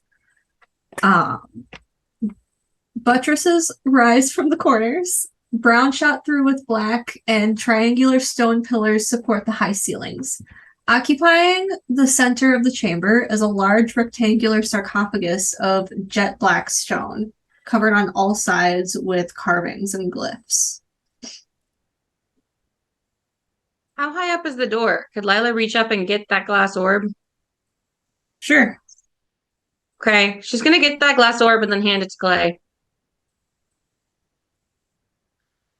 Very carefully. Be like, maybe you can use this sometime. It's Orbin time. My gosh. Ashara will carefully, all the while searching for more traps, approach the sarcophagus. So getting closer, you see that there are grave goods laid about this entire room. And there's a small bouquet of withered flowers that rests on top of the sarcophagus. Like they were and- left recently? Perhaps. The top of the sarcophagus has carvings in it as well. It depicts Mythal's dragon form, and it says her name, and beneath that it reads in ancient Elven. You can kind of discern what it means. We will see you in our dreams. Is there a dead god in there?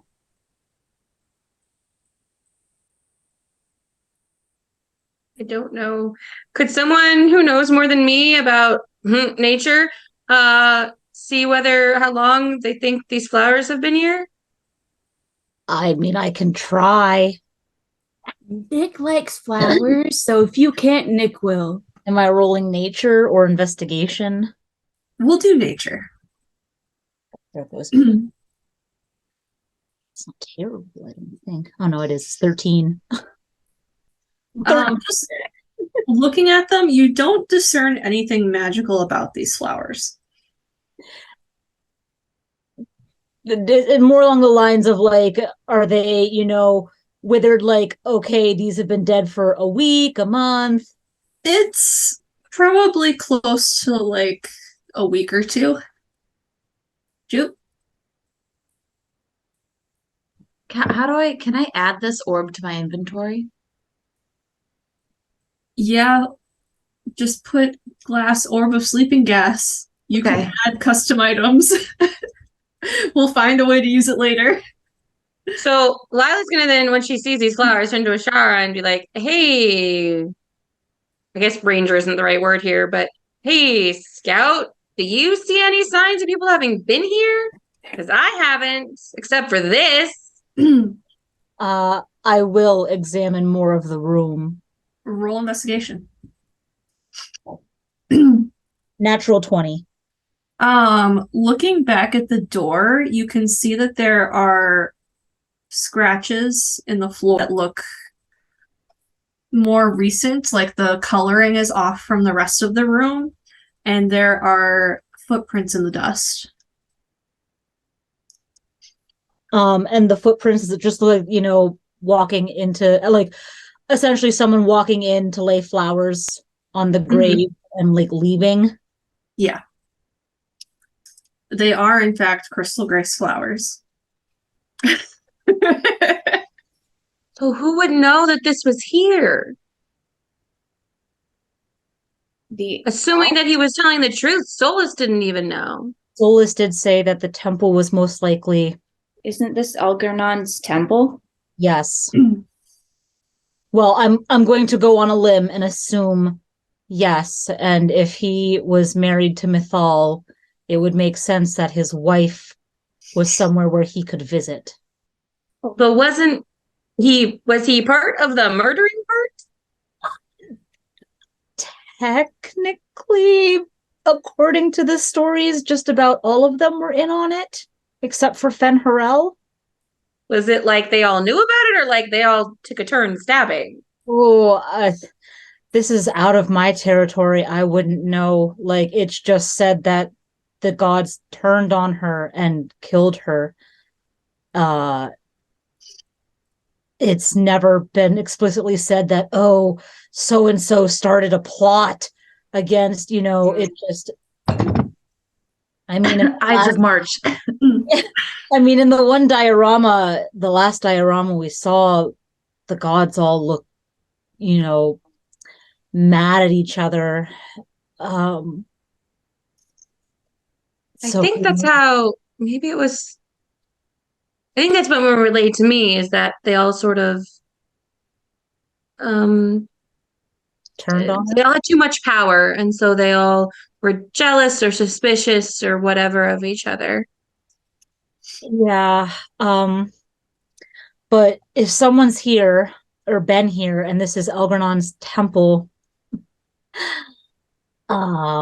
it stands to reason that maybe it's him bringing his dead wife flowers. But if she wants to be found and therefore is somehow somewhat alive, then couldn't he bring her back? He's choosing not to, but he's choosing to bring her flowers? He's not the god of death. We're not the god of death. Oh, Jesus, I don't know. She's just like muttering on her breath, like maker's breath. Do we open this? Do we let it be? I'm gonna go open it. They're too busy talking about it. I want to see what's in there. Yeah, she was like over by the door examining like flowers and shit. So Bronwyn, make a strength check. with advantage because Nick is helping. Yeah. Strength or athletics? Strength. But what if it was athletics? I said strength. I would like to take a step back before All they right, start doing this. It's a dirty 20. Okay.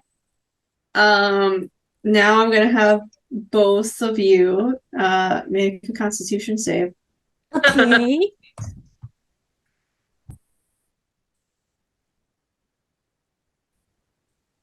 31. Holy shit! God damn. Dang.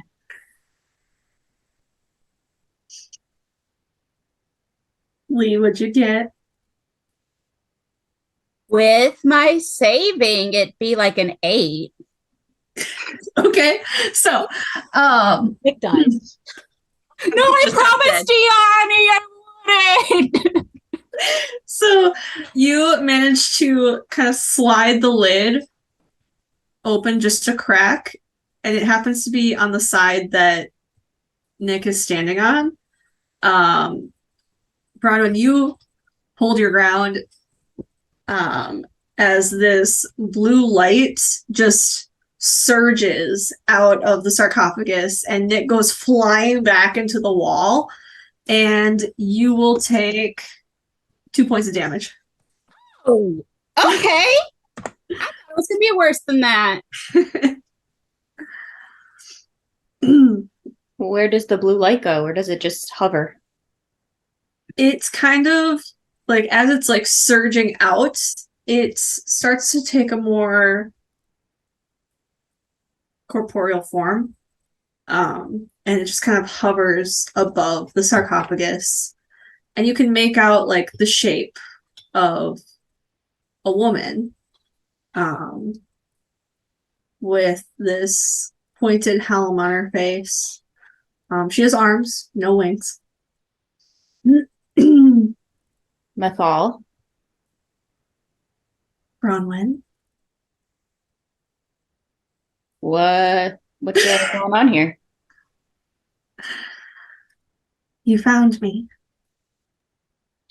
We did fall into the ground and didn't have much of a choice, but here we are. You wanted to see us? Well, I was hoping you would figure it out on your own. But here we are. Ashara, good to see you. Diani. Hello.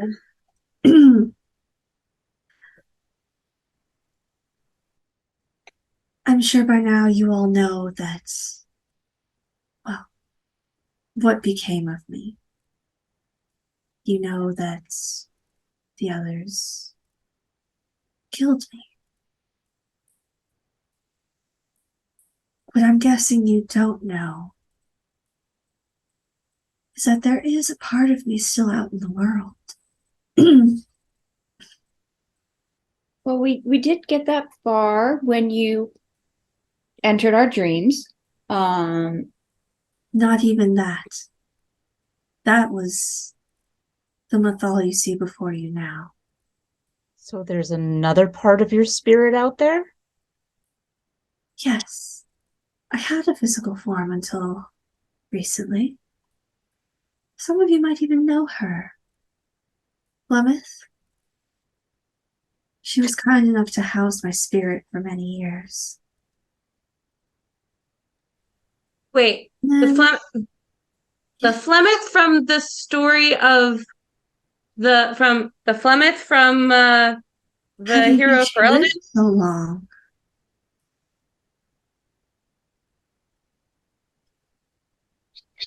It's just like what the fucking over there. Just like cannot process that they're talking to like a fucking ghost. So You said that there was a portion of you out there. Does that mean not anymore? I'm not really sure what happened to it, or what's become of it more. You see, Flemeth was killed. By who? assume it was to help his cause. That he needed some extra boost of power. I mean, why else would he go after her? Fen'Harel? Yes. Lila just starts swearing. I believe he holds a part of me. But I suppose it's better than the others. That motherfucker lied again! Did he? He's a master of saying things without giving away too much. It's still lying. Mythal, why did you want us to find you? So I could help you. There are great evils ahead. And, well, I have many treasures here that are clearly of no use to me. Thought I'd give them to someone who might put them to use. Everything in this chamber is yours, if you would like it.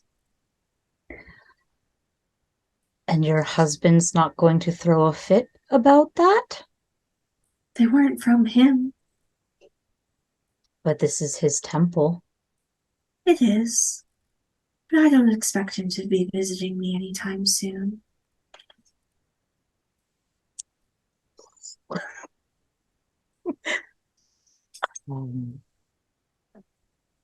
Do you know anything about what the other members of the Pantheon are doing? I haven't seen any of them except for my husband.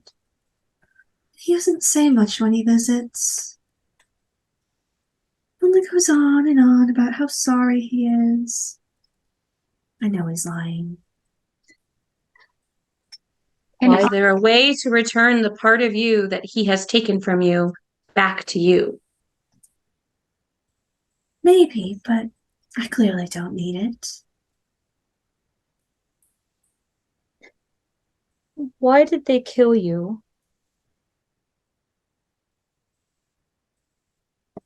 Who started it?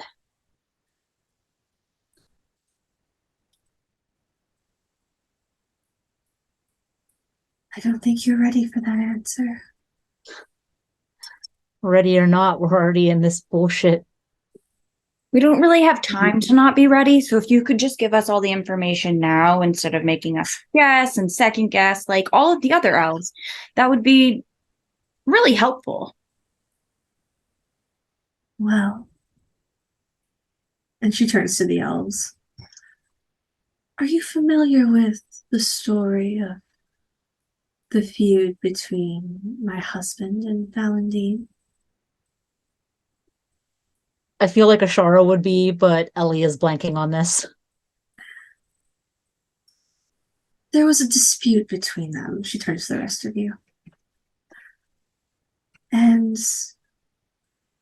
I offered, as a way to reconcile between them, that they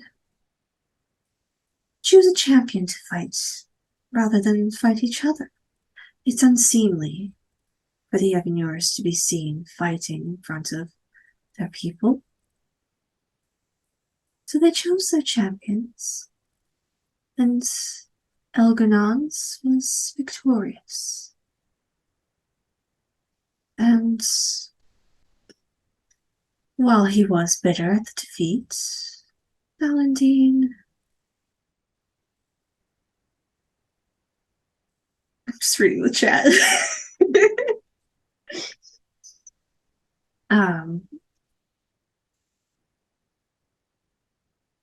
There was a plot. I believe it started with him. He went back to my husband and convinced him that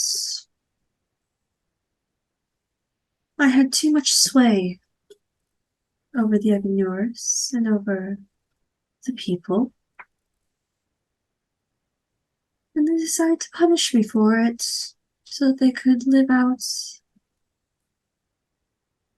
their lives the way they wanted, ruling over the people. enslaving them. Lila turns to the group, but especially Shara, and goes, "You know what I've just understood? The Evanurus are the same noble bullshit that we humans have, except they had endless magical powers." I know, it's almost like the humans copied us in every way after conquering us. Who would have thought? But at least they can't cause quite as I thought corrupt meddling, self-serving nobles could cause no end of problems. But apparently there is a worse version. It's the same kind of thing, except for you hand them endless magical powers. Yeah, then they can do even more damage.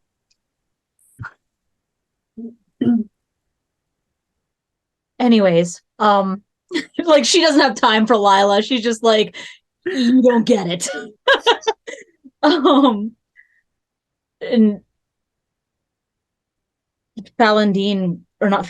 Fen'Harel was part of this, wasn't part of this.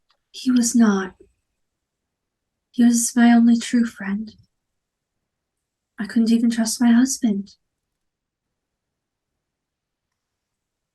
It sounded like none of you could truly trust any of each other. You all betrayed each other at some point. The Evanurus are power-hungry creatures.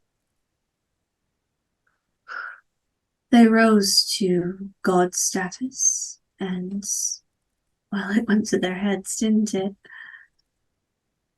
Some more than others.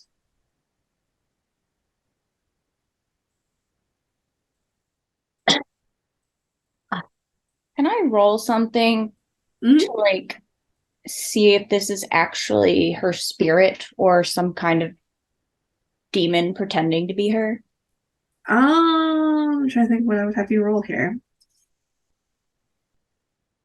I will let you choose between Insight and Arcana.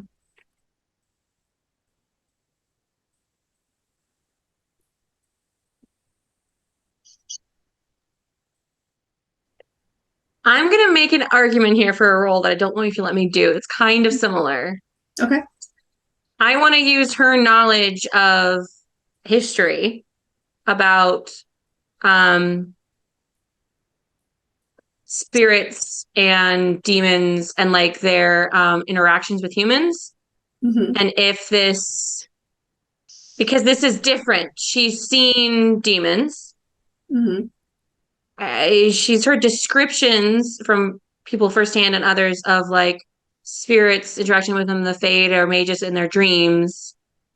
But this feels different somehow because she's just fucking like hanging there and we're not in the Fade. So basically, can I get do a history check to see if there's anything she's read about in all of her reading or talked to anyone about in terms of an interaction that someone had with something that was similar to this? The same type of creature, I guess. I guess roll for it. Okay. Yeah, we'll do these rolls and then we'll take a break so that Hills can get her internet back going. I rolled a natural 20 for a total of 29. Okay. I completely forgot what you were rolling for. I know the options I gave you.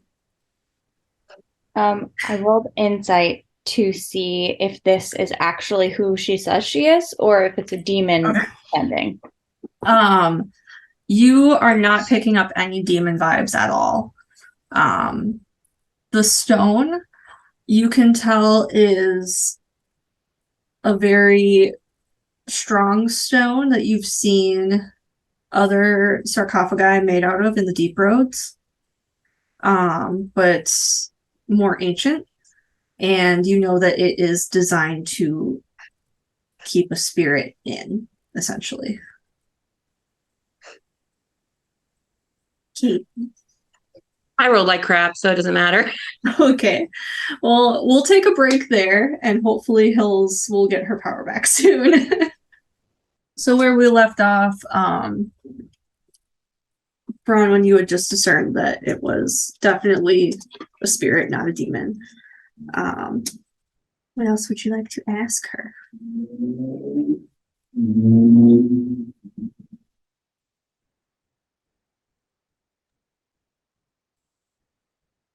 What are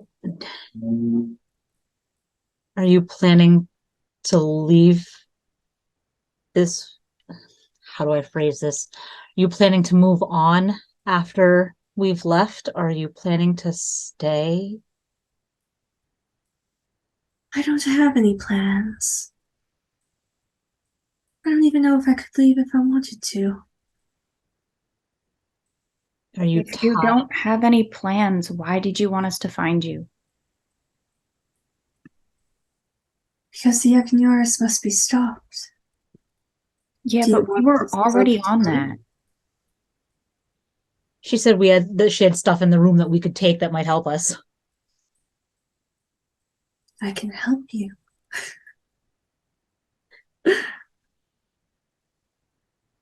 Everything in this room is yours if you'd like it. I have no use for it. I've never been fond of grave goods, and yet here I am with so many. Are you tied here? Are you stuck here? I think so. Do you want to be?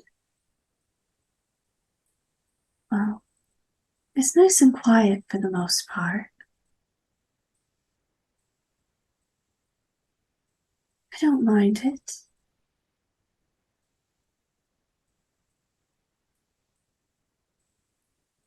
I won't question that. Ashara will kind of glance around and see like what else is in the room. Like what are the grave goods that she's offering us? So, looking around the room, you can see there are a couple different potions. One that you recognize as a regular potion of healing. The other one has a clear liquid inside. It almost doesn't look like there's anything in it. And the third one has a clear golden liquid with a golden dragon scale floating in it. There's also a lot of deep mushroom that was just growing here. A pouch that contains 200 gold. There is a white scarf that doesn't quite look like it's made from any fabric you've seen before. There is a black mask, a dagger that seems like it was made from some sort of giant tooth, and there's also a pewter tankard.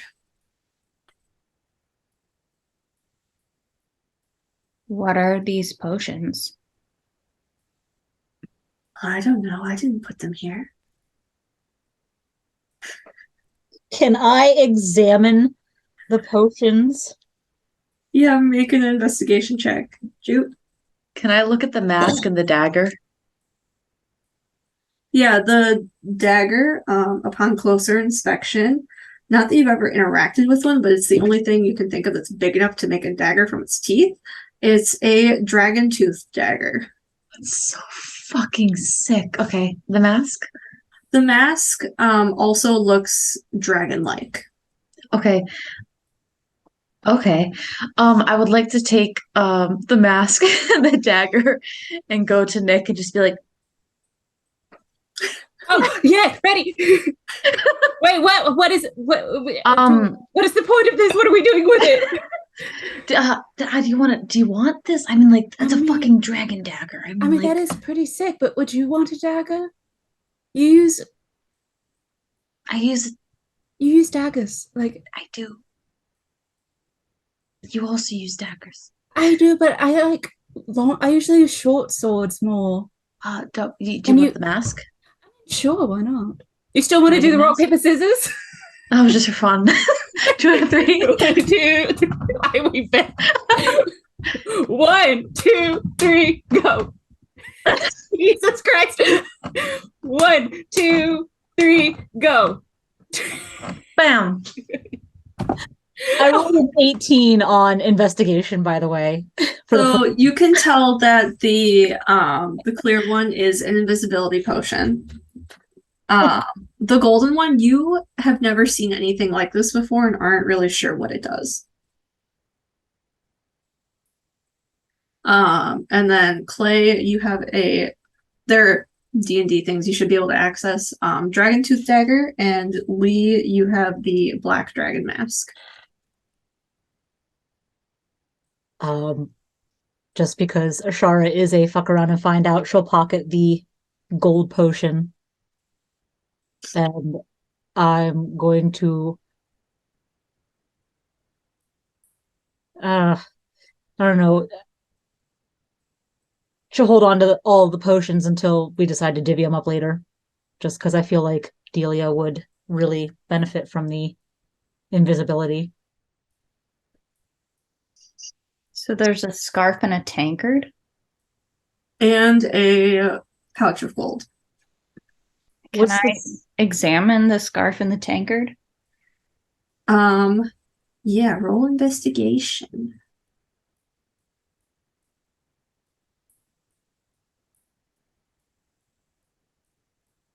I got a 2.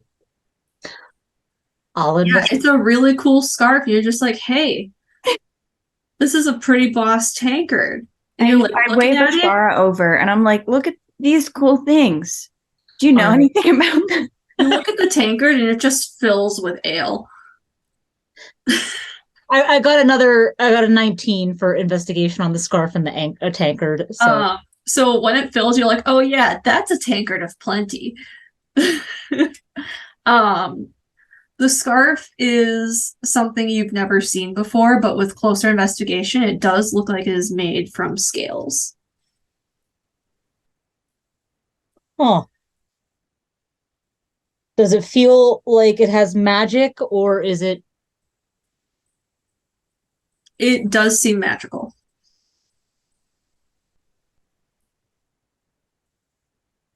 But I have no idea what it does. Mm-hmm. I'm going to ask Mythal what it is, since she's there. She kind of like gestures you to come closer because she can't move from where she is. Yeah, Ashara will carry the scarf over. I'll ask her about the potion too while I'm at it. She looks at the scarf.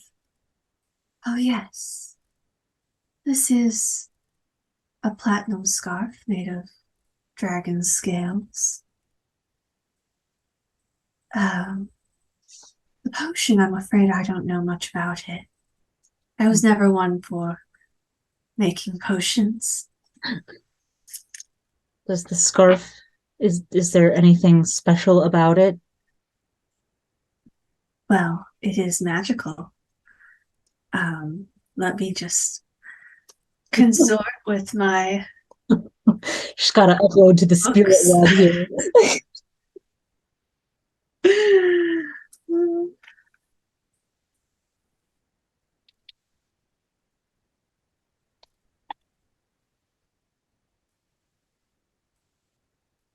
Oh, interesting. Thank you for linking that. Bronwyn linked it to me. I see. I would like to take a little sippy sip from the tankard. You can do so. It is the most delicious ale you have ever consumed. Oh, hell yeah. It's been a long ass day and it is just I just sit down and I'm just sitting there. Just like, I don't care about any of these magical items. Like, I'm just chilling. Mm-hmm. Ashara is going to wrap that scarf around Diani. Okay. Let's go into Diani. I will add it to his sheet later. All right. I'm going to give the health potion to Asira. Yes. Sweet. She takes it and gives a nod of thanks. Nick's grabbing some crystal graces. I've already said it in chat, but just so video knows. You grab them and there's like a soft sigh that comes from Mythal. They're quite beautiful, aren't they? They're my favorite. Mine too. Nick splits the bouquet in half and then puts it back on the. Oh, thank you, dear. Yeah, well, absolutely. We got to stick together, people of Crystal Grace. Absolutely, they're a very rare flower. Yeah. She's cool, even though she slammed me against a wall.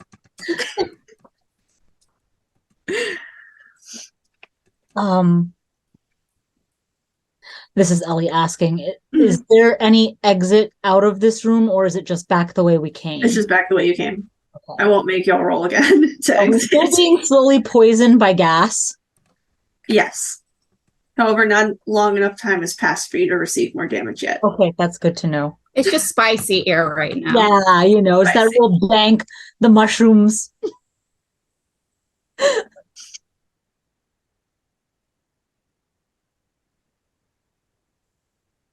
Is anyone pocketing the gold? Because Ashara is honestly, I think Lila's like not touching anything. She feels very uncomfortable. She knows that it's technically like the spirit itself has said it's okay to rob their grave, but she is still very uncomfortable with this whole situation. Ashara will take the pouch of gold. If anything, we can use it to pay for supplies later. I hope these items will be of great use to you, especially knowing the Evanuris and how powerful they can be. I'm sure their power has only grown over the ages. This is really helpful. I mean, I don't know. We got tricked into unlocking one of them, so they're not all powerful. Only one. Well, interestingly enough, to be fair, June didn't really seem interested in being involved in whatever they're planning. And Falandine did not either. Seems just like them. We Bronwyn here may or may not have killed Andrew. Some sort of image of her. Perhaps that was what I heard. It was such a loud scream. Yeah, the bitch let out a scream and we took her weapons. Do we think that was actually her, though? I hope so. I believe it was. Because when I heard it, I sensed a lessening. I was looking for the right word. That's not the right word, but it's close enough. I sensed that Gillian's magic had been diminished in a way. They're all so close by. Is Falandine close by? Can you sense him? Yes, I sense him too. Closer than you might think. Is he okay? Can you tell? Well,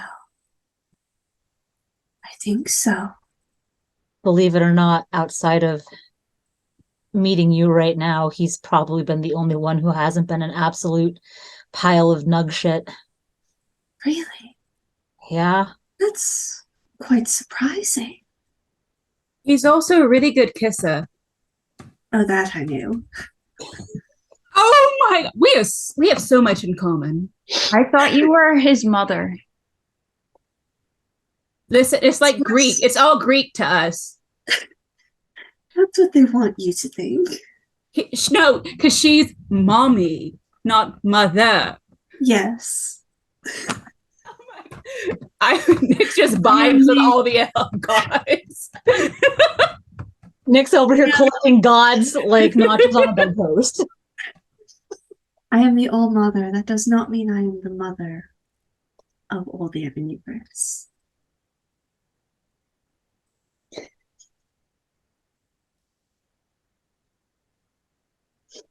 I'd be careful if I were you. The Evanuris are very deceptive. And even I don't know what kind of magic they've acquired over the years.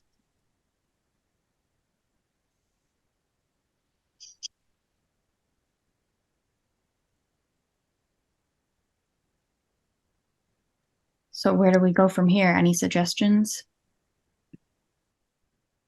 Well, why don't you go up? You have like a staircase or something for us to do that? Because we can't just woo. I'll turn to Lila and just be like, what was past your door? There was another hallway. I mean, a hallway's a hallway. It's got to go somewhere. Yeah. Go up through the temple, and perhaps you'll find your dearest Valentine.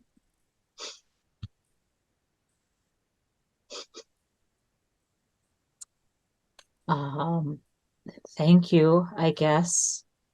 Are you sure there's nothing else we can do for you here? I'm all right here. Defeat the Evinors, and perhaps my soul will finally be free. Oh, okay.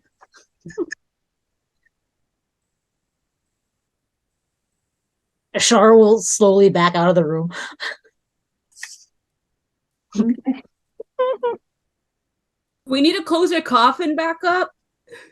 We probably should. If you would please. Oh yeah, sure. Otherwise I'll be suspended here for Don't- eternity. Don't shoot me this time.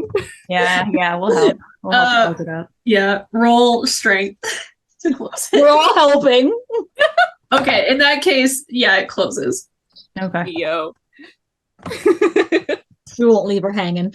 And like as it closes, it's like the light, like it's like a hologram, and the light or the lid covered the hologram, and it just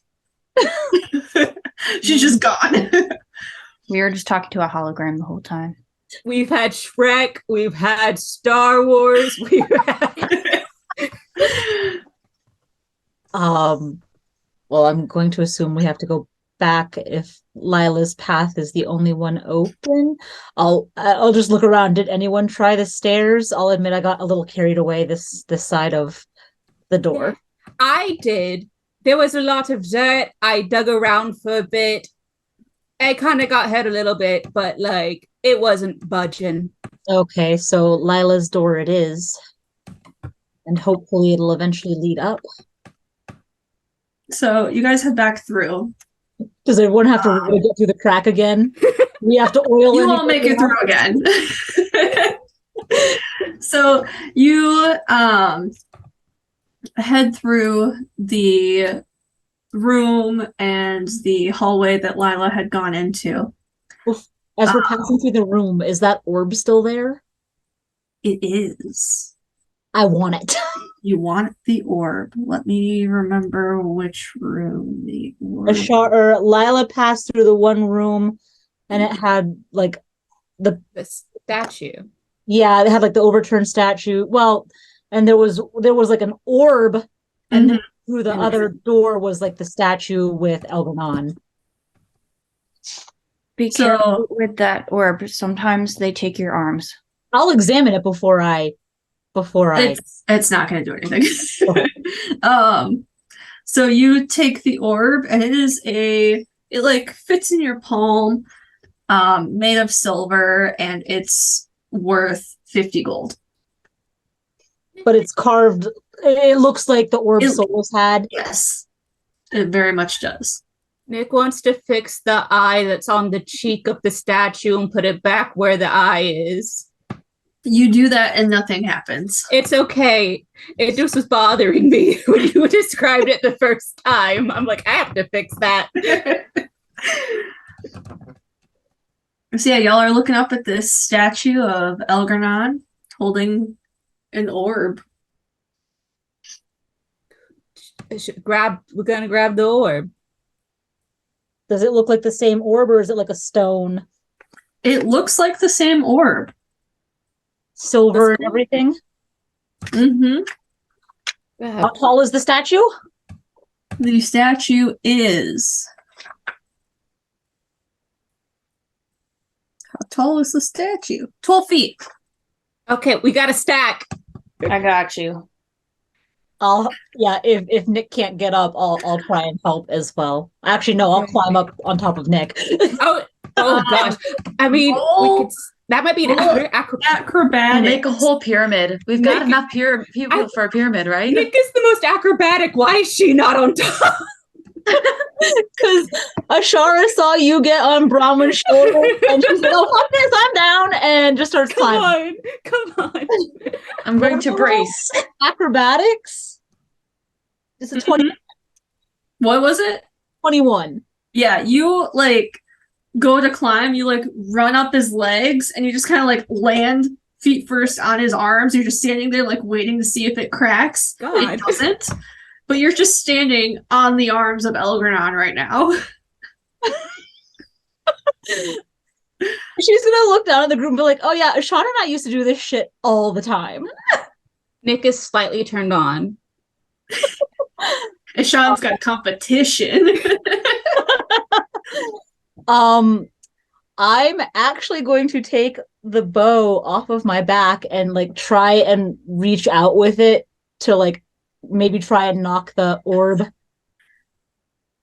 The orb just falls out of his hands. Sweet. Somebody catch this! It is kind of heavy, so when you catch it, you're like, oh. And then I will shimmy down the statue. Okay.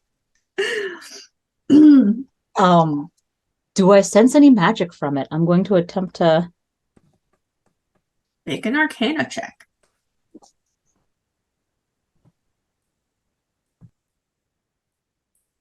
$19. You do not sense any magic coming from it. What about the one that I have? Nothing from that one either. Okay. So it's just another silver. As far as you can tell. We'll take it anyways. Cool.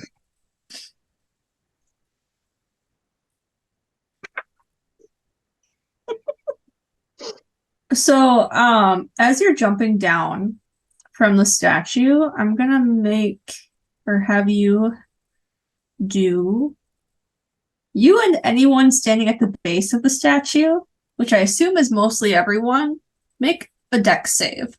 Oh no. Oh, that's not bad. A dex save? Yes. 28.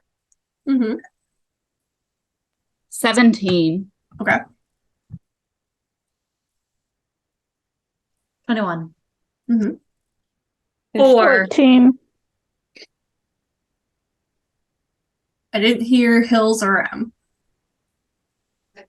14. Okay. 15. Okay. So, Bronwyn, Asira, and Lila. All of you watch as Ashara leaps off the top of the statue, and it begins to rock. And it rocks, and the three of you being rogues are like, oh shit, it's coming down, and you zip out of the way. The other three of you are just kind of like, oh, wonder what's up with that, as the statue comes falling. And the three of you take 7 damage from the falling statue. I'm just so fancy strong. I just reach up and I catch it. No. I do think between me and Bronwyn, we'd be able to, after it falls on us, lift it off of ourselves. No. You're not expecting No? No, I mean, like, we still take the damage, but I mean, like, we're not stuck there forever. No, you're not going to be stuck under it. No. Okay. I mean, luckily it's Elgranon's temple and we don't give a shit, but oops. Yeah. Since Diani's not here, Nick totally saved Diani. Yes. We'll say that. So that's my wine. The statue falls over, and it takes part of the wall with it to reveal a secret passage. Yo! Go up. Let go! Water beads collect upon the walls of this narrow passage, and the flooring is cold and damp. A low ceiling, only 5 feet tall, further cramps the stank space. So Asira's not having a good time if she goes in. I'm going in. Okay. Where does this lead? Okay.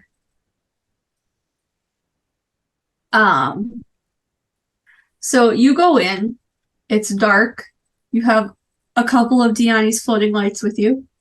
And when you get out, you have to kind of like throw your shoulder into the wall, but it does eventually crumble and you're able to get through. Okay. And you find yourself in a hall that is strewn with mud and debris. Water accumulates in the center of the corridor and flows westward to where a stone block in the southern wall has shifted out of place.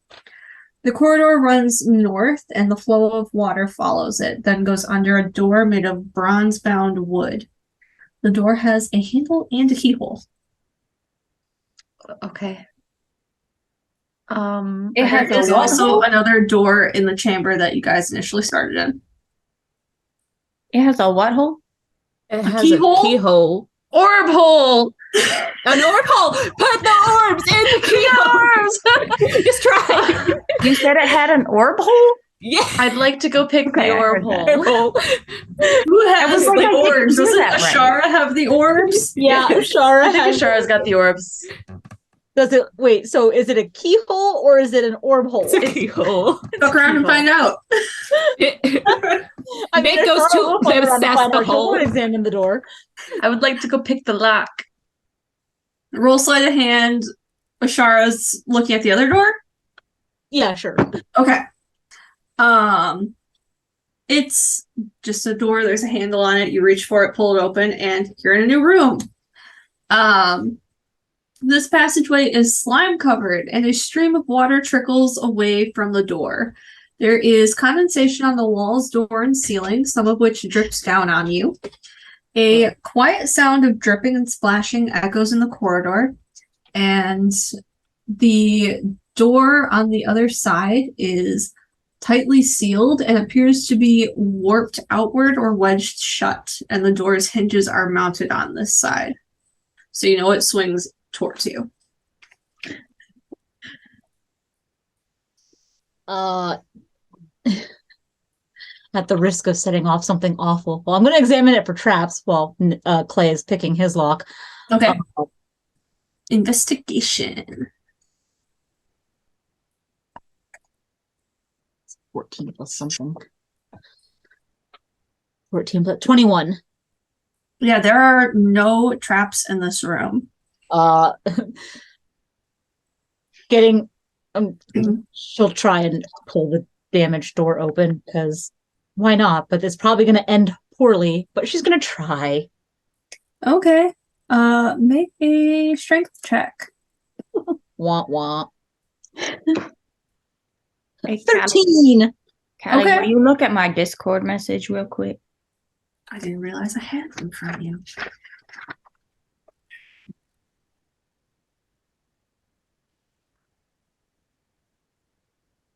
Perhaps.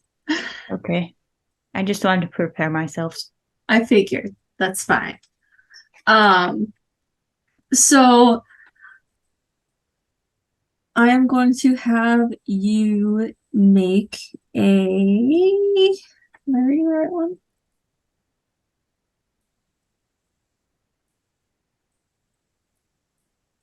Ah, yes. You are unable to pull the door open. Okay. I'll just go join the others at this point because we'll see what they're doing. So Damn back hallway. in- you're in the damp hallway. 23, not 20. Yeah, To you pick were the able lock. to pick the lock. Pick that like a fucking pro. The door slowly swings open, and you hear a faint melodious sound from ahead. It's difficult to tell whether it's someone singing or if it's the echoing of dripping water in this great cavern.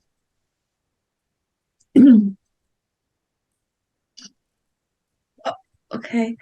Um, That's suspicious. that's weird. If we're trying to go up, shouldn't we? Isn't that? I'm assuming that's why we keep being told about all the water. Is that we need to be following the opposite way of whatever water is flowing because water flows down? That's all I got. That's the extent of what I got here, guys. the water's flowing towards the door, though, so it wouldn't be this way. Well, the other way, Maybe it's the wrong way. Yeah. Bashara will come up behind at this point and be like, well, the door the other way is pretty badly damaged and I could door. So Do you need help with I that can try door? it. I mean I'm Is it? weak as a noodle, so You got this, Bronwyn. Let's go. Let's go. Yeah, go take on that fucking door. Like the door is like bowed, like maybe there's something heavy behind it, so be ready. At this point, everyone take another 3 damage from the poison Yeah. gas. Bronwyn taking 2. Is this cavern that I'm in dark? Mm-hmm. Okay. Can I'm gonna turn to Nick, who I know has blind sense. Mhm. And kind of gesture forward. The only reason that I won't go myself is because I don't want to bring lights with it if there's actually a person singing. So you want me to go down the dark, mysterious tunnel? I'll come with Where you. the- I just am gonna hold your hand. Okay. Do you want someone with night vision? Nah. to go down there? It's the blind leading the blind, but I have Maybe- blind sight. Maybe I'm gonna someone who bring- can see in the dark should go. I was maybe thinking Diani would be with us as well, so that Help eventually, a little once bit. we know for You're gonna certain split that the party. Yes. if people are going back to play with the other door, then yeah. Listen, I heard automatically I would be sucked down by a mermaid because I'm like, I hear singing, I want to go. So yeah. It's quite possible that we should all go together if we're going down this cavern, but I got grab 80 a- feet. does Besides- Asira have dark vision? I think so, don't you? Yeah, I think so. Let me check. I'm grabbing somebody who wants to come on this part of the journey and Oh, doesn't want to go and depends break how- open First, that I will door. find out who the creepy Give singing me your is. hand. How big is the ceiling and the Because it's It quite is- possible A cavern. So if big. y'all Oh, would like, okay. you just got to get through the damn tunnel first. If we want to go as a group, that's one thing. But if we You have want to to like send crouch through the tunnel, but drawing people back to the other door, I just think that knowing who our enemy is here, we might not want to split up. then come with. Yeah. I grab your hand. Okay. I'm down to see who's singing, if it's singing. If it's Yeah, singing. same. Let's just How- explore. Does How this singing sound familiar to something? nope.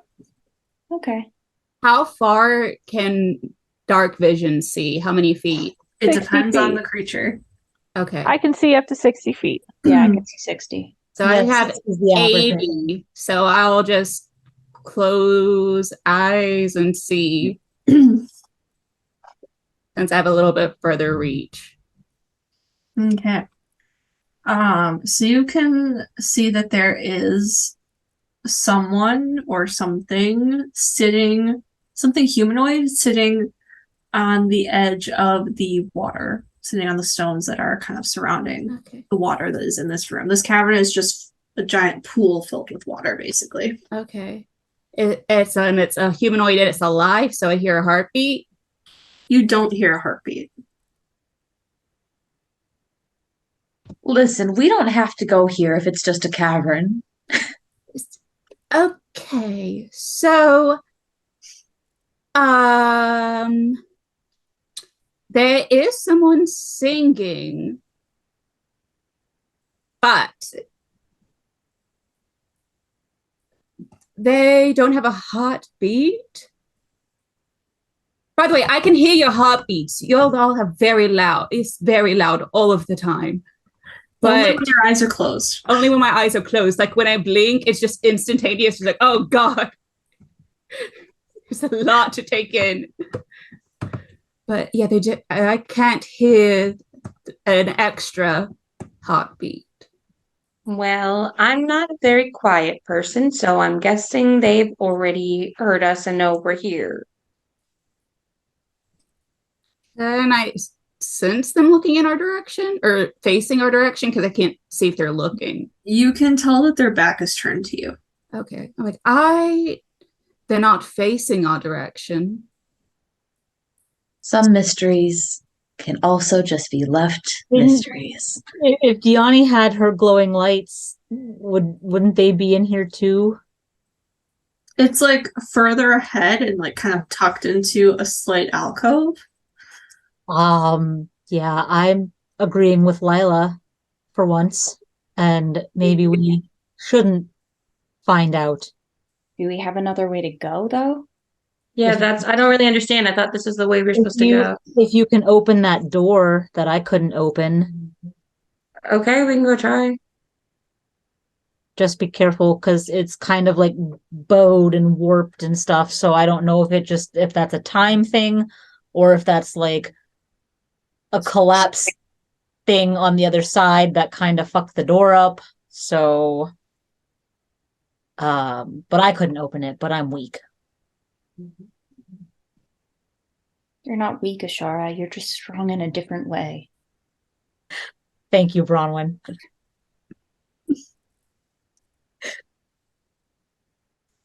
So, are we going back to the door?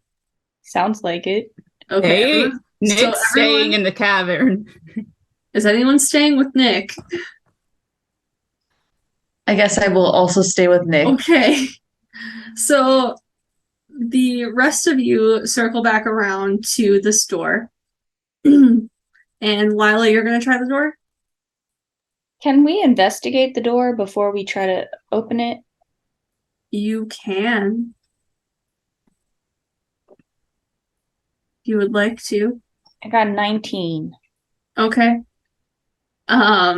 So getting close to the door, you can tell that there is, especially with your stone sense, you can tell that there is some great pressure pushing up against the door. And are there any like crevices like below or on top that we can like look through at all? No.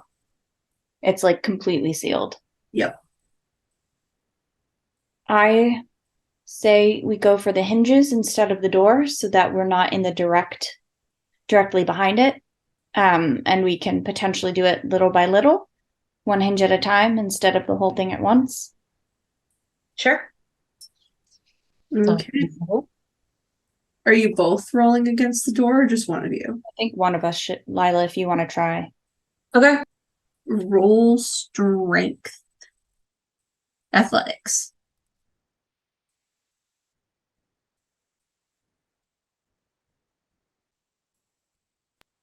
Well, I mean, I didn't roll that well, but I have +9, +7, so 16. You go to swing at the first hinge, and it does kind of like pop up, but not completely out of the hinge. The like bolt that goes into it. Can I just keep swinging at it? You can roll again. Okay.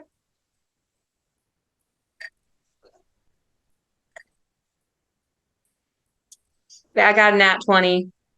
Yeah, so on this one, so you get the first hinge out, and then you go to the next one, and you pop out the second hinge. And at this point, you can see that there is water trickling down the door. Okay, who can swim? I can't. Bronwyn panicked and get she was out like, bad idea, bad idea. Maybe we should not open this door anymore. What if this is the way up? The water's coming from somewhere. we have another direction to explore that won't potentially drown multiple party members. Yeah, Ashara is like panicking and definitely like backing away from the door and like out of the room. She's like, okay, I'll leave it alone. I stand by the fact that I think this might be the way out, but I'm fine with checking out the other way first.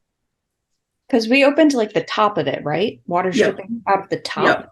Is it like a lot of water dripping in, or It's just a decent amount of water. okay? Well, Yeah. and from what Bronwyn said about there being a big pressure on it, I'm guessing this is gonna flood an area, but we were in this huge place. So I would assume that if you guys went far away, you went down the hallway a ways, that it wouldn't flood you. It might get you wet, but I don't think it's gonna, I don't know. We're not under a river. Ashara's not thinking that logically. She just saw all the water come down and was like, nope.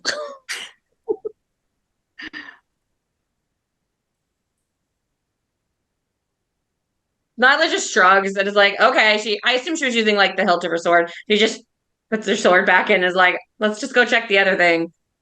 We can always come back here and try that if there's not a way out the other way, but Yeah, let's go. Okay, so you meet up with Nick and Clay again.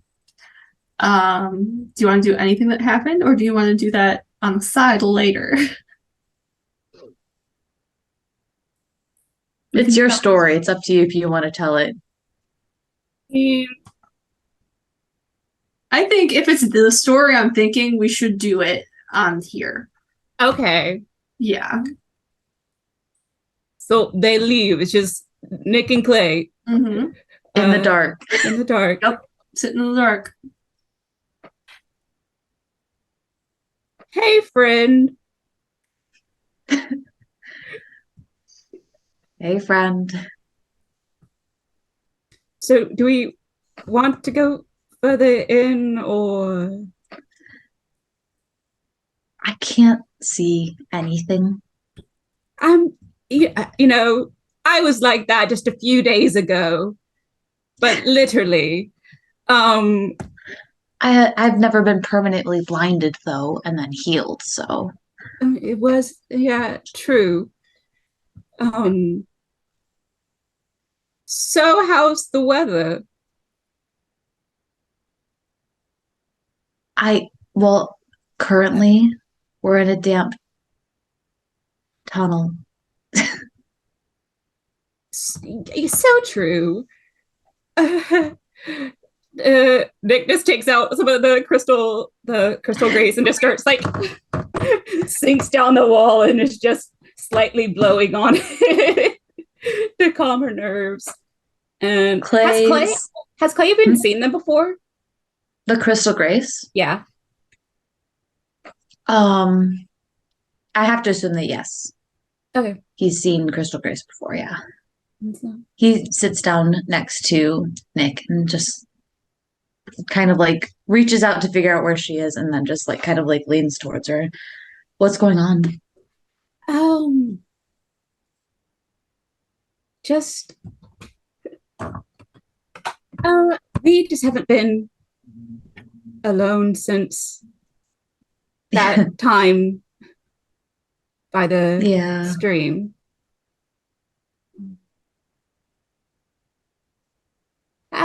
Have you ever heard the story of the Crystal Grace? The flower? Mm-hmm. No. So Nick just kind of grabs the back of his hand and like places one of the flowers in it.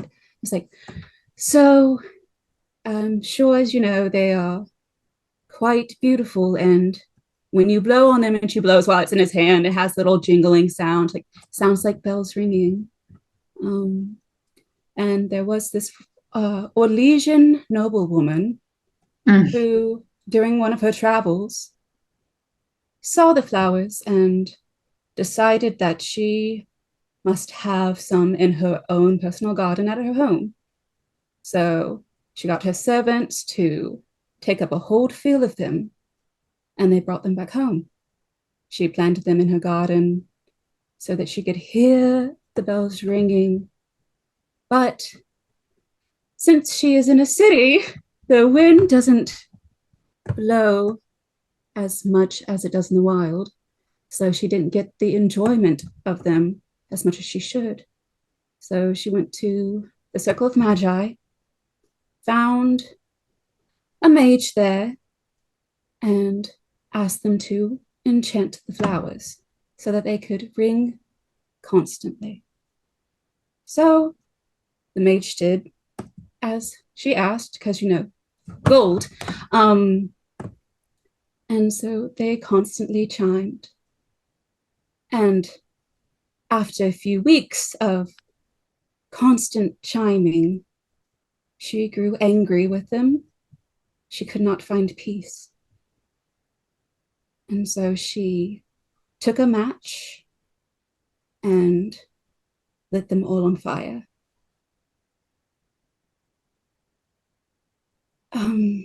It's kind of symbolic when you think about it, that you want something that is so beautiful that you are willing to defy the laws of the maker. But once you grow tired of it, it's disposable. I just think that's why it's my favorite flower.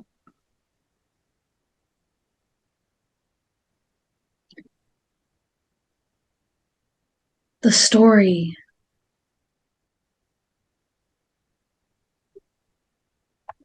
Is terrible.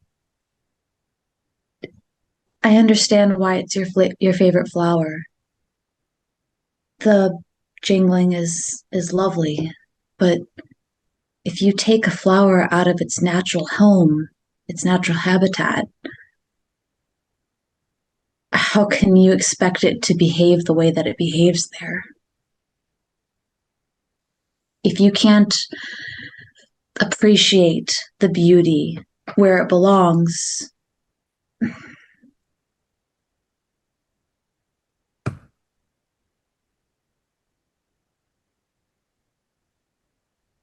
the flowers are beautiful, but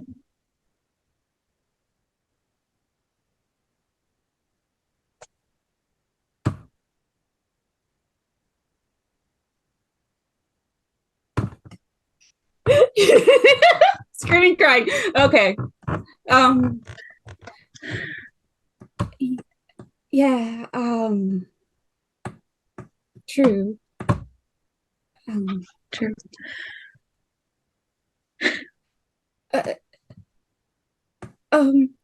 So the damp weather of the cavern. It's damp.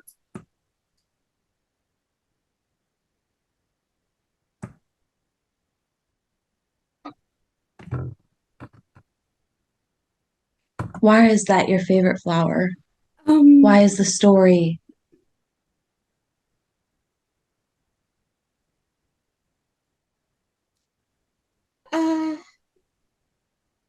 I just think it's a little relatable. I feel like in most stories you can find yourself somewhere in it, and I don't know, it's just something familiar about the flowers. Okay.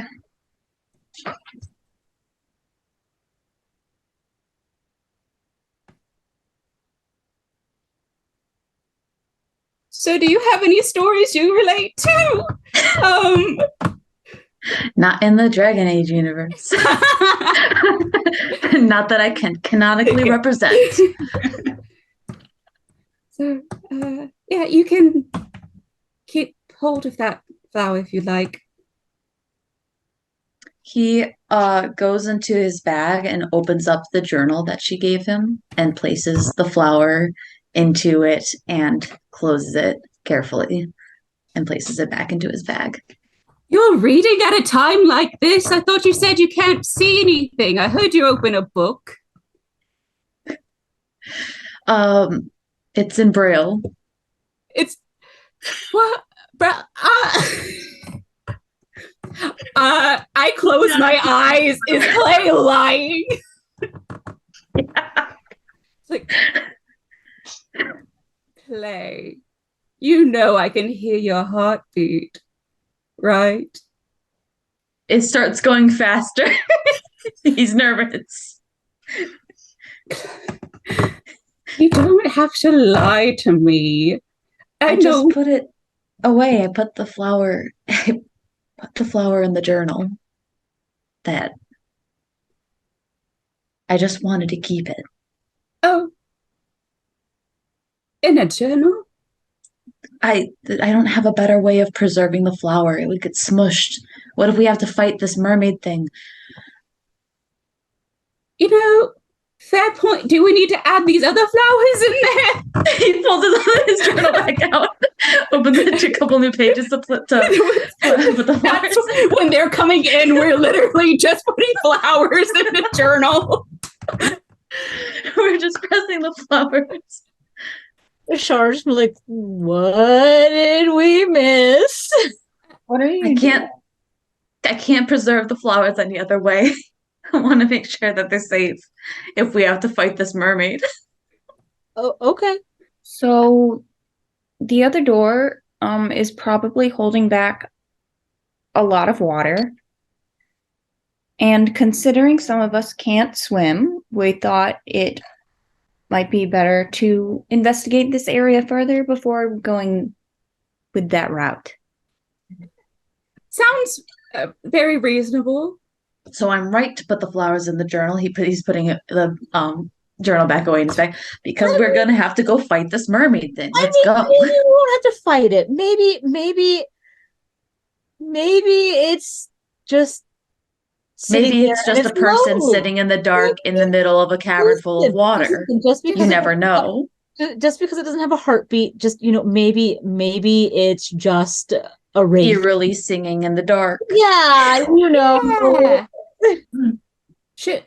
But it's better than drowning. You know, I think it's also quite likely it's some sort of demon or spirit. Or it could be someone really sexy. Yeah, like a desire demon. I've never met one of those. I hope to keep it that way. Let's go. Well, that's where we're gonna end session.